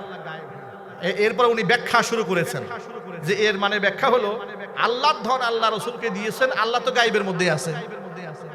এরপরে আমি তখন প্রতিবাদ করে বলেছিলাম, ও আচ্ছা, আল্লাহর ধন রসুলকে দিয়ে আল্লাহ গায়েব হয়ে আছে, রসুলের ধন খাজাই নিয়ে শুয়ে আছেন আজমিরে, খাজার দদার কাউরে দেয় নাই, সব খালি হয়ে গেছে, খাজায় একা ভরপুর হয়ে বসে আছে, ডেক বসাচ্ছে, তোমরা হাদিয়ে নিয়ে যাও, তোহফা নিয়ে যাও, ওখান থেকে বারাকা নিয়ে আসো। চিৎকার দেখো নাউজুবিল্লাহি মিন যালিক। কোরআন শরীফের আয়াত প্রমাণ করে আল্লাহর নবী গায়েব জানতেন না, ঠিক কিনা? হাদিস প্রমাণ করে আল্লাহর নবী আলিমুল গায়েব নন, তবে অসংখ্য গায়েবের সংবাদ নবীকে জিবরাইল মারফত জানানো হয়েছে। জোরে জোরে বলেন সুবহানাল্লাহ।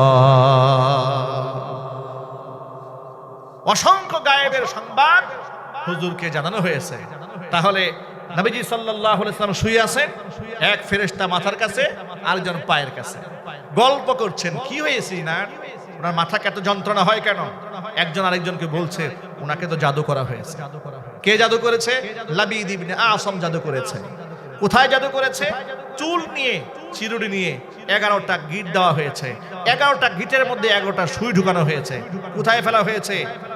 অমুক জায়গায় ফেলা হয়েছে, অমুক কুয়ার মধ্যে ফেলে দেওয়া হয়েছে। হযরত আলী রাদিয়াল্লাহু তাআলা আনহুকে নবী ঘুম থেকে জাগার পরে পাঠালেন, হযরত আলীকে পাঠালেন। এরপরে নবী করিম সাল্লাল্লাহু আলাইহি ওয়াসাল্লাম আর কয়েকজন সাহাবীকে সেখানে পাঠিয়ে দিলেন। আম্মার ইবনে ইয়াসিরকে পাঠানো হলো, হযরত আলীকে পাঠানো হলো। সেই কূপের পানিগুলা সেচে কূপের ভেতর থেকে সেই তাবিজ করা, হুজুরকে জাদু করা সেই চুলগুলা উঠানো হলো রাসূলের সামনে এনে। এরপরে সেগুলাকে একটা একটা খোলা হচ্ছে। ঠিক ওই মুহূর্তে মহান আল্লাহ তাআলা সূরা ফালাক এবং সূরা নাস দুটা সূরা নাজিল করলেন। সুবহানাল্লাহ বলেন। সূরা ফালাকের 5টি আয়াত, সূরা নাসের 6টি আয়াত আল্লাহ তাআলা নাজিল করে 11টা আয়াত নাজিল করলেন। হুজুরের 11টা চুলের মধ্যে গিট লাগানো হয়েছে, জাদু করা হয়েছে। 11টা জাদু ধ্বংস করার জন্য আল্লাহ তাআলা 11টা আয়াত নাজিল করেছে। সুবহানাল্লাহ বলেন। এই জন্য এই দুই সূরাকে একসাথে বলা হয় আল মুআব্বিজাতাইন, সূরাতুল মুআব্বিজাতাইন, মানে ঝাড়ফুঁক দেওয়ার সূরা, সাহায্য প্রার্থনা করার সূরা। চিৎকার দেখুন আল্লাহু আকবার। আমরা যে আল্লাহর কাছে আশ্রয় প্রার্থনা করছি, কুল আউযু বিরাব্বিল ফালাক মিন শাররি মা খালাক ওয়া মিন শাররি গাসিকিন ইযা ওয়াকাব ওয়া মিন শাররিন নাফাসাতি ফিল উকদ ওয়া মিন শাররি হাসিদিন ইযা হাসাদ। হে নবী, আপনি বলেন কুল আউযু বিরাব্বিল ফালাক, আমি তো ভোরের রবের কাছে আমি আশ্রয় প্রার্থনা করছি।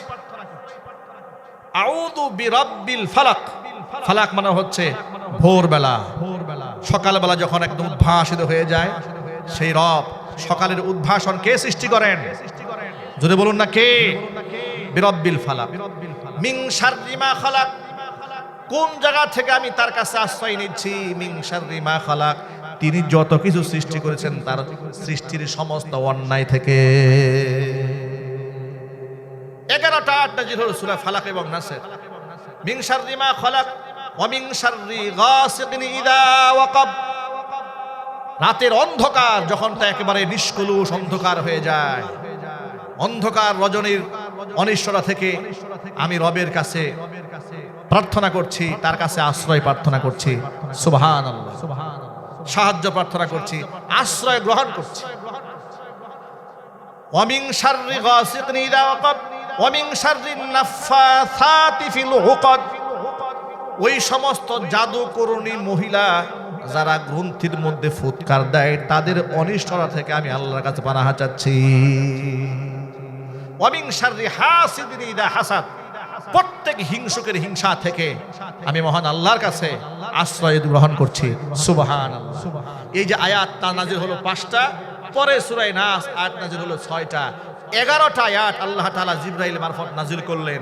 জিবরাইল আলাইহিস সালাতু ওয়াস সালাম একটা একটা করে আয়াত যখন তার সামনে পেশ করছিলেন, আর একটা করে গিট খোলা হচ্ছিল, ভিতর থেকে সুই বের করা হচ্ছিল।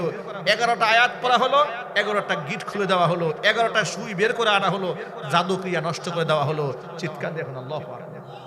নবীজি সুস্থ হয়ে গেলেন। এই কাজগুলো ইহুদিরা রাসূলের সাথে করেছে। এক্ষেত্রে আপনাদের সবক, সকল ভাইদের জন্য একটা সবক দিয়ে দেই।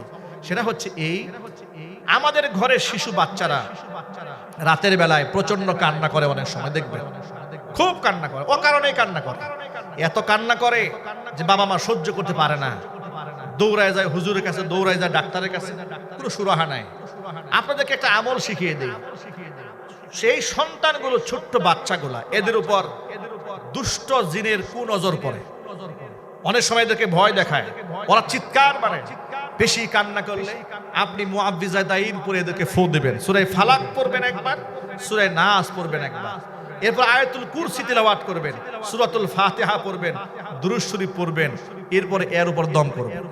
নবী করিম সাল্লাল্লাহু আলাইহি সাল্লাম সূরাতুল মুআব্বিজাতাইন অর্থাৎ সূরা ফালাক নাস নাজিল হওয়ার পরে রাতের বেলা যখন ঘুমাতে যেতেন, সব সময় ঘুমাতে যাওয়ার আগে তিনি সূরাতুল ইখলাস তিলাওয়াত করতেন, সূরা ফালাক পড়তেন, সূরা নাস পড়তেন, পরে নিজের হাতে দম করতেন।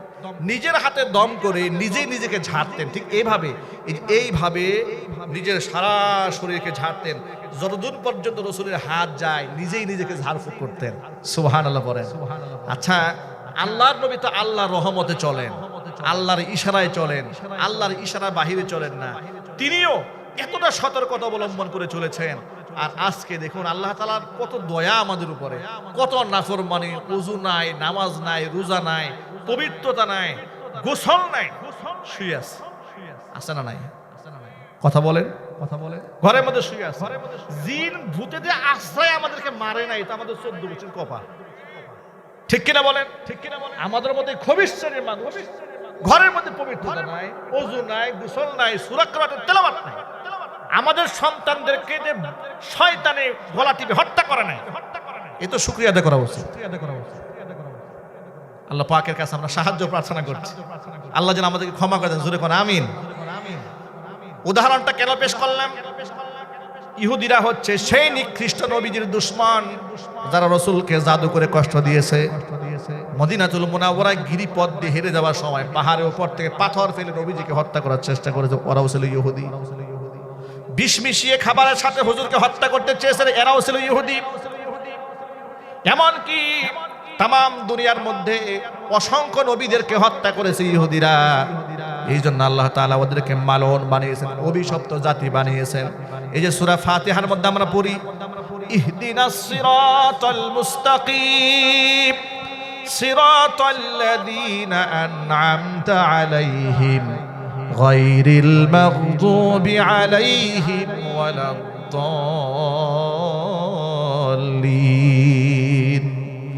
আল্লাহ তাআলা আমাদেরকে সরল পথে দিশা দাও, ওই পথে দিশা দাও যে পথে চলে তোমার বান্দারা নিয়ামত প্রাপ্ত হয়েছে। গায়রিল মাগদুবি আলাইহিম ওয়ালাদ-দাল্লিন, ওই পথে আমাদের পরিচালিত করো না যে পথে চলার কারণে তোমার কিছু বান্দারা বিভ্রান্ত হয়েছে, মানে খ্রিস্টানেরা। ওয়ালাদ-দাল্লিন, আল মাগদুবি আলাইহিম মানে যাদের উপর লানত বর্ষিত হয়েছে, মানে ইহুদিরা। ওয়ালাদ-দাল্লিন, বিভ্রান্ত যারা হয়েছে খ্রিস্টানেরা। অর্থাৎ ইহুদি আর খ্রিস্টানদের পথে নয়, তোমার নিয়ামত প্রাপ্ত বান্দাদের পথে আমাদেরকে চালাও। জোরে জোরে বলেন আমিন। সন্তানের গলার মধ্যে লম্বা লম্বা তাবিজ ঝুলাই রাখবেন না। অনেক লোকেরা ওই জিন ভূতের আসর থেকে বাঁচার জন্য এইরকম মোটা মোটা তাবিজ গলার মধ্যে ঝুলাই রাখে। কয়েকদিন আগে দেখেছি অনলাইনে এক বাচ্চা, শিশু বাচ্চার গলার মধ্যে তাবিজ ঝুলিয়ে রেখেছে। ওই বাচ্চা, ছোট বাচ্চা তো, তাবিজ মুখে দিয়ে গিলে ফেলেছে, গলার মধ্যে আটকায় শিশু বাচ্চা মারা গেছে। এইরকম বেআকল হওয়া যাবে না, এত উদাসীন হওয়া যাবে না। ইমামদার দিকে সচেতন হতে হবে, চলতে হবে সেই পথে যে পথ আল্লাহ দেখিয়েছেন, যে পথ আল্লাহ রাসূল দেখিয়েছেন। ছোট বাচ্চাদেরকে সবসময় দোয়া পড়ে সূরাতুল ফাতিহা পড়ে ফুৎকার দিবেন, আয়াতুল কুরসি পড়বেন, সূরা ফালাক পড়বেন, সূরা নাস পড়বেন, সূরা বাকারার শেষ 3টা আয়াত কারিমা নিয়মিত ঘরে মধ্যে তিলাওয়াত করবেন। সূরা বাকারার শেষ আয়াত, নিয়মিত ঘরের মধ্যে যদি আমল থাকে, আল্লাহর কসম করে বলি আপনার ঘরের মধ্যে কোনো প্রকারের বদজিনের আসর হবে না। শয়তানের ওয়াসওয়াসা থেকে আপনি নিরাপদ থাকবেন, আপনার ফ্যামিলির নিরাপদ থাকবে। আমি আজকে আপনাদের সামনে যে মেসেজটা দিতে চেয়েছি, এত লম্বা কথা বলে আমি গোটা বয়ানের মূল সার নির্যাসটা হচ্ছে এই: মুসলমানদের বন্ধু হবে আল্লাহ, মুসলমানদের বন্ধু হবে আল্লাহ রসুল, মুসলমানদের বন্ধু হবে ইমামদারেরা। মুসলমানদের বন্ধু কখনো ইহুদি হবে না, খ্রিস্টানও হবে না, মুশরিকও হবে না, বাম এবং রামিরাও হবে না। এই কথাটা কি আমার ভাইদের মনে থাকবে তো ইনশাআল্লাহ? আমরা বাম এবং রামদের সাথে হৃদয়ের সম্পর্ক থাকবে না, আমাদের সম্পর্ক থাকবে ওলামায়ে কেরামের সাথে ইনশাআল্লাহ। বলেন, যারা এই দেশে ইসলাম চায়, এই দেশে কোরআন চায়, এই দেশে আল্লাহর দ্বীন চায়, নবীজি সাল্লাল্লাহু আলাইহি ওয়াসাল্লামের সুন্নাহ মোতাবেক জীবন চালাতে চায়, তাদের সাথে আমাদের হৃদয়ের সম্পর্ক রাখতে চায়। আল্লাহ পাক যেন কবুল করেন, জোরে বলেন আমিন। যুবক ভাইরা, প্রিয় মা বোনেরা, পর্দার অন্তরালে অসংখ্য মায়েরা বোনেরা এসেছেন। আমি মা বোনদেরকে বলবো, মায়েরা বোনেরা, পর্দা পুশিতা করে পবিত্র জীবন যাপন করুন। এর মধ্যে আল্লাহ পাকের পক্ষ থেকে আপনার জন্য সম্মান রয়েছে। আমার বড় দুঃখ লাগে যখন এই সংবাদ আমাদের কানে আসে, মাসালা শুনতে চায়, এত বেশি মাসালা কানে আসে, হুজুর স্ত্রীর সাথে তালাক হয়ে গেছে, ডিভোর্স হয়ে গেছে, হুজুর ঘরে ছোট্ট ছোট বাচ্চা আছে, ঝগড়া হয়েছে, বউ আমাকে তালাক দিয়ে চলে গেছে। কত কথা আমরা শুনতে পাই, আমাদের হৃদয়টা টুকরা টুকরা হয়ে যায়। মনে রাখবেন, নামাজ যদি কাজা হয়, শয়তান এত খুশি হয় না। সংসার ভাঙতে পারলে শয়তান যত খুশি হয়। সুদ, ঘুষ, জিনা ব্যভিচার করলে শয়তান এত খুশি হয় না। স্বামী স্ত্রীর মধ্যে ঝগড়া হয়ে যদি বিবাদ হয়ে সম্পর্ক ছিন্ন হয়ে যায়, শয়তান যত খুশি হয়। নাউজুবিল্লাহ পড়েন। এই জন্য আমি মা বোনদেরকে বলব, প্রিয় মায়েরা বোনেরা, 90-এর দশকে আমাদের শিশুকাল ছিল। আমরা দেখেছি আমাদের মা চাচিরা, আমাদের দাদিদেরকে দেখেছি, তারা এত লাক্সারিয়াস লাইফ লিড করেন নাই, সিমসাম জীবন যাপন করেছেন। এখানে মুরব্বীরা বলতে পারবেন, পুরুষরা ক্ষেত খামারে কাজ করেছে, আর তাদের স্ত্রীরা রান্না করে খাবার, মাথার ঘাম পায়ে ফেলে সাংসারিক সমস্ত কাজ সামাল দিয়ে স্বামীর জন্য মাঠ ময়দানে খাবার নিয়ে গেছে। এইভাবে কষ্ট করে বছরের পর বছর চলে গেল, চেহারার মধ্যে গ্ল্যামার ছিল না, এত বিউটিশিয়ান দিয়ে তাদের চেহারা পার্লারিং করতে পারেন নাই, এত পারফিউম ইউজ করতে পারেন নাই, কিন্তু 80 বছর 90 বছরের সংসার ভাঙে নাই। স্বামীর সন্তুষ্টি নিয়ে দুনিয়া থেকে চলে গেছেন। সেই স্ত্রীর জন্য স্বামী আদৌ কান্না করে, ঠিক কিনা? আর এই সমাজের মেয়েদের জন্য স্বামীরা জীবন দিয়ে ফেলে, বউয়ের খুশি মন পায় না, ঠিক না ভাই? সব দিয়ে দিয়েছে বেচারিকে, প্রতি মাসে মাসে পার্লারিং করাচ্ছে, ব্রু প্লাক করাচ্ছে, বিদেশি জামা কাপড় কিনে দিচ্ছে, পারফিউম কিনে দিচ্ছে, ফেসিয়াল করাচ্ছে। একেবারে স্বামীর জীবন দিয়ে ফেলে, প্রতিদিন 6 বার আই লাভ ইউ বলার পরে মন ভরে না, ঠিক না?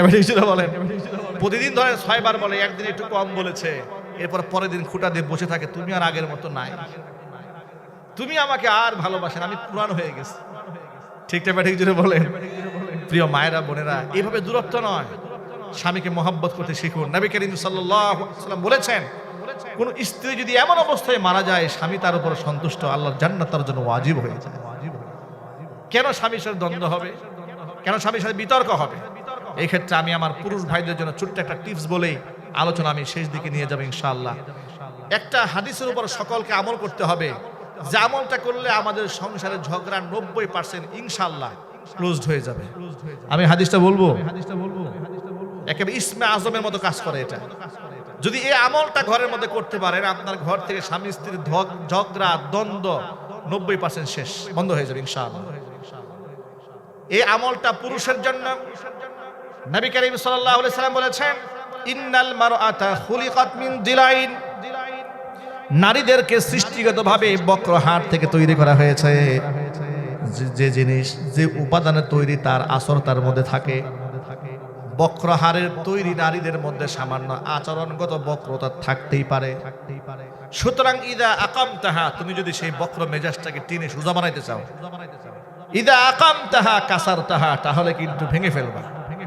ওয়া ইদা ইসতামতা'তা বিহা, যদি একে নিয়ে সুখের সংসার করতে চাও, ইসতামতা'তা বিহা ওয়া ফিহা ইওয়াজুন, তার মধ্যে বক্রতা আছে, এটা মাথায় রেখেই তুমি সংসার করো।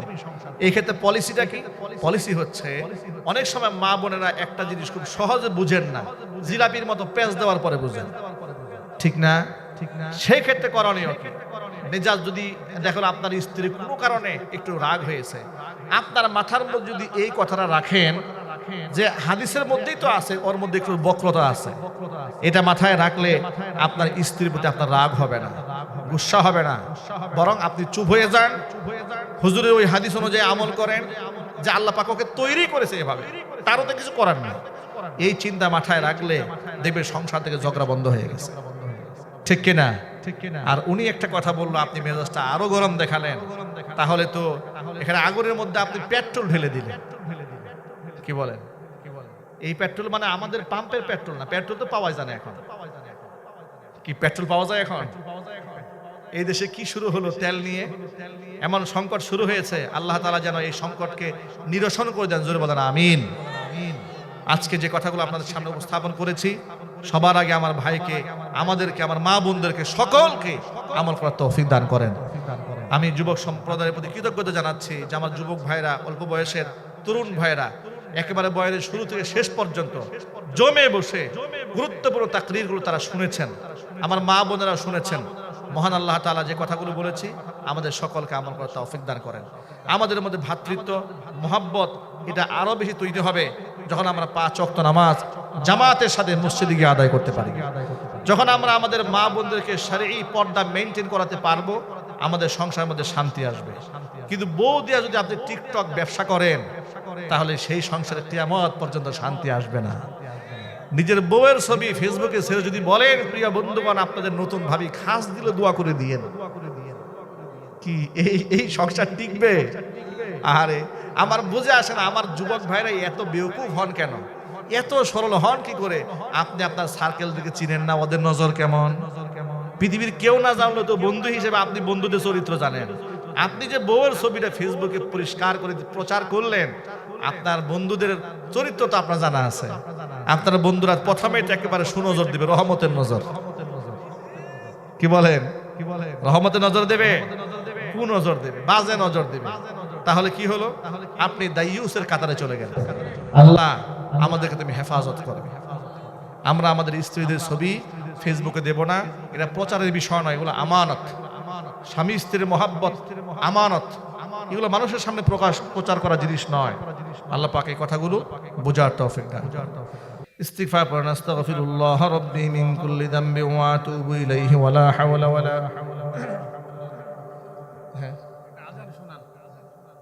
আজান এটা একটু শোনাচ্ছে, রাত করে তো আজান শোনানো ঠিক নয়, একটু করে শোনাচ্ছে। আল্লাহু আকবার, আল্লাহু আকবার,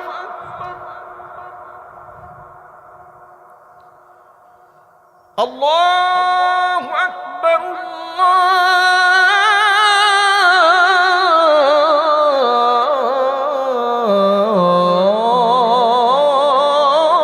আল্লাহু আকবার।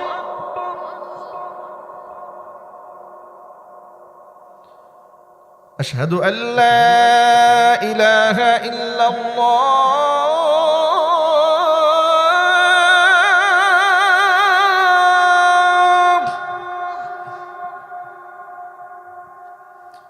أشهد أن لا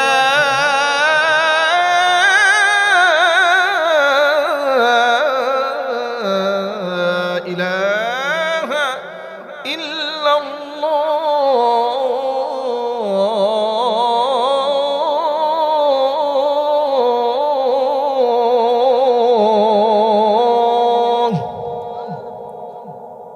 আজানের ধ্বনিটি গভীর রাতে এতটুকুনি, রাত 12টা বাজে, মাইকের আওয়াজ চলে যাচ্ছে অনেক দূরে, মানুষ বিভ্রান্ত হওয়ার সম্ভাবনা রয়েছে। কিন্তু ভাইয়ের আবদার ছিল ইউটিউব আজান শুনেছে বাস্তবে শোনার জন্য। আজানের প্রতি আমাদের সবারই একটা আকর্ষণ আছে, ভক্তি শ্রদ্ধা আছে। মহান আল্লাহ তাআলা আজানের প্রতি যেমন আকর্ষণ আমাদের বাড়িয়ে দিয়েছে, নামাজের প্রতি মহব্বত আল্লাহ পাক আরো বাড়ায় দেন। জোরে কোন আমিন। আল্লাহুম্মা সাল্লি আলা মুহাম্মাদ ওয়া আলা আলি মুহাম্মাদ কামা সাল্লাইতা আলা ইব্রাহিম ওয়া আলা আলি ইব্রাহিম ইন্নাকা হামিদুম মাজিদ। আল্লাহুম্মা বারিক আলা محمد وعلى آل محمد كما باركت على إبراهيم وعلى آل إبراهيم إنك حميد مجيد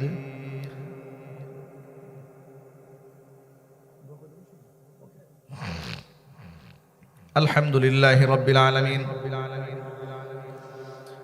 ربنا ظلمنا أنفسنا وإن لم تغفر لنا وترحمنا لنكونن من الخاسرين ربنا لا تزغ قلوبنا بعد إذ هديتنا وهب لنا من لدنك رحمة إنك أنت الوهاب رب العالمين অর্ধ রজনী পর্যন্ত কোরআন সুন্নাহ থেকে আলোচনা করে বড় আশা নিয়ে তোমার শাহী দরবারে হাত দুখানা বাড়িয়ে দিয়েছি। মেহেরবানি করে আলোচনার ভুল বিয়াদবি ক্ষমা করে সওয়াবের হাদিয়াটুকুন কবুল করে মঞ্জুর করে সোনার মদিনায় তোমার হাবিবের রওজা মুবারকে পৌঁছিয়ে দাও। তামাম পৃথিবীর মাটির নিচে যত মুমিন মুমিনাত মুসলিমিন মুসলিমাত চিরবিদায় হয়ে চলে গেছেন তাদের আরওয়াহের উপর সওয়াবের হাদিয়াগুলো পৌঁছিয়ে দাও। আমাদের মা বাপ যাদের দুনিয়ার জমিন থেকে চলে গেছেন মা বাবার কবরগুলোকে জান্নাতের টুকরায় পরিণত করে দাও। আত্মীয় স্বজনের কবর আযাবকে আল্লাহ তুমি মাফ করে দাও। রব্বুল আলামিন অত্র মাহফিল কমিটিকে আল্লাহ তুমি কবুল করে নাও। আল্লাহ তাআলা অত্র এলাকার সমস্ত মুর্দেগানের কবর আযাবকে আল্লাহ তুমি মাফ করে দাও। রব্বুল আলামিন পর্দার অন্তরাল থেকে আমার মা বোনেরা বয়ান শুনেছেন, মা বোনদের মাফ করে দাও। নিঃসন্তানী মাকে সন্তান দান করো। স্বামী স্ত্রীর মধ্যে মোহাব্বত না থাকলে মোহাব্বত পয়দা করে দাও। আমার মা বোনদেরকে আবেদা জাহেদা সালেহা কানিতা হিসেবে কবুল এবং মঞ্জুর করে নাও। আমার যুবক ভাইদেরকে খালিদ বিন ওয়ালিদ রাদিয়াল্লাহু তাআলা আনহুর মতো আল্লাহ যোগ্য ইমামদার হিসেবে কবুল করে নাও। আমার বৃদ্ধ বাবারা বয়ান শুনেছেন, নেক হায়াত দারাজ করে দাও। উলামায়ে কেরাম হাত তুলে ধরেছেন, খেদমাতের ওয়াসাতকে বৃদ্ধি করে দাও। তামাম পৃথিবীর মুসলমানদেরকে তুমি এক এবং নেক বানায়া দাও। খাস করে মধ্যপ্রাচ্যের মুসলমানদেরকে ঐক্যবদ্ধ বানায়া দাও। রব্বুল আলামিন মধ্যপ্রাচ্যে যে সংকট চলছে, কাফের বেঈমানদের তৈরিকৃত সংকট, কাফের বেঈমানদের ক্ষমতার অহংকারকে আল্লাহ চূর্ণ বিচূর্ণ করে দাও। রব্বুল আলামিন তাদের শক্তিকে আল্লাহ নাস্তেনাবুদ করে দাও। তাদের ঐক্যের মধ্যে ফাটল তৈরি করে দাও। মুসলমানদেরকে ঐক্যবদ্ধ হওয়ার জন্য তৌফিক দান করে দাও। জাজিরাতুল আরবের প্রতি ইঞ্চি মাটি কুফফার থেকে আল্লাহ তাদের অবস্থান থেকে আল্লাহ মুক্ত এবং আজাদ করে দাও। রব্বুল আলামিন তামাম পৃথিবীর মুসলমানদের হেফাজত করে নাও। খাস করে ৫৬,০০০ বর্গ মাইলের সোনার বাংলাদেশটাকে ইসলামের জন্য কবুল করে নাও। প্রতি ইঞ্চি মাটি ইসলামের জন্য উর্বর বানায়া দাও।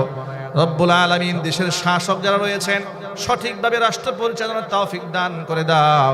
এই আল্লাহ তাআলা যারা এমপি হয়েছেন, মন্ত্রী হয়েছেন, সাচ্চা দেশপ্রেম নিয়ে ঈমান নিয়ে কোরআন সুন্নাহ অনুযায়ী রাষ্ট্র পরিচালনার তৌফিক তুমি তাদেরকে দান করে দাও। আল্লাহ তাআলা আমাদের মধ্যে যারা অসুস্থ আছেন মেহেরবানি করে শেফায়ে কামিলা আজিলায়ে কুল্লিয়া নসিব করে দাও। আসমাউল হোসনা ব্রেন টিউমার হয়েছে, আল্লাহ মেহেরবানি করে পরিপূর্ণ শিফা তুমি তাকে নসিব করে দাও। আল্লাহ তাআলা মন্টু মিয়া প্রবাসী ভাই দোয়া চেয়েছেন, আল্লাহ তাআলা সকল বিপদ আপদ থেকে আল্লাহ তুমি তাকে হেফাজত করে নাও। খাস করে প্রবাসী বাংলাদেশি সকলকে আল্লাহ তুমি মধ্যপ্রাচ্যের এই সংকটের ভিতর থেকে তাদেরকে মাহফুজ করে নাও। রব্বির হামহুমা কামা রব্বায়ানি সগীরা তাকাব্বাল মিন্না ইন্নাকা আনতাস সামিউল আলিম ওয়া তুব আলাইনা ইন্নাকা আনতাত তাওয়াবুর রহিম। সুবহানা রাব্বিকা রাব্বিল ইজ্জাতি আম্মা ইয়াসিফুন ওয়া সালামুন আলাল মুরসালিন ওয়ালহামদুলিল্লাহি রাব্বিল আলামিন। ওয়া জাআলা আখিরা কালিমাতিনা ইনদাল মাউতি লা ইলাহা ইল্লাল্লাহু মুহাম্মাদুর রাসূলুল্লাহ।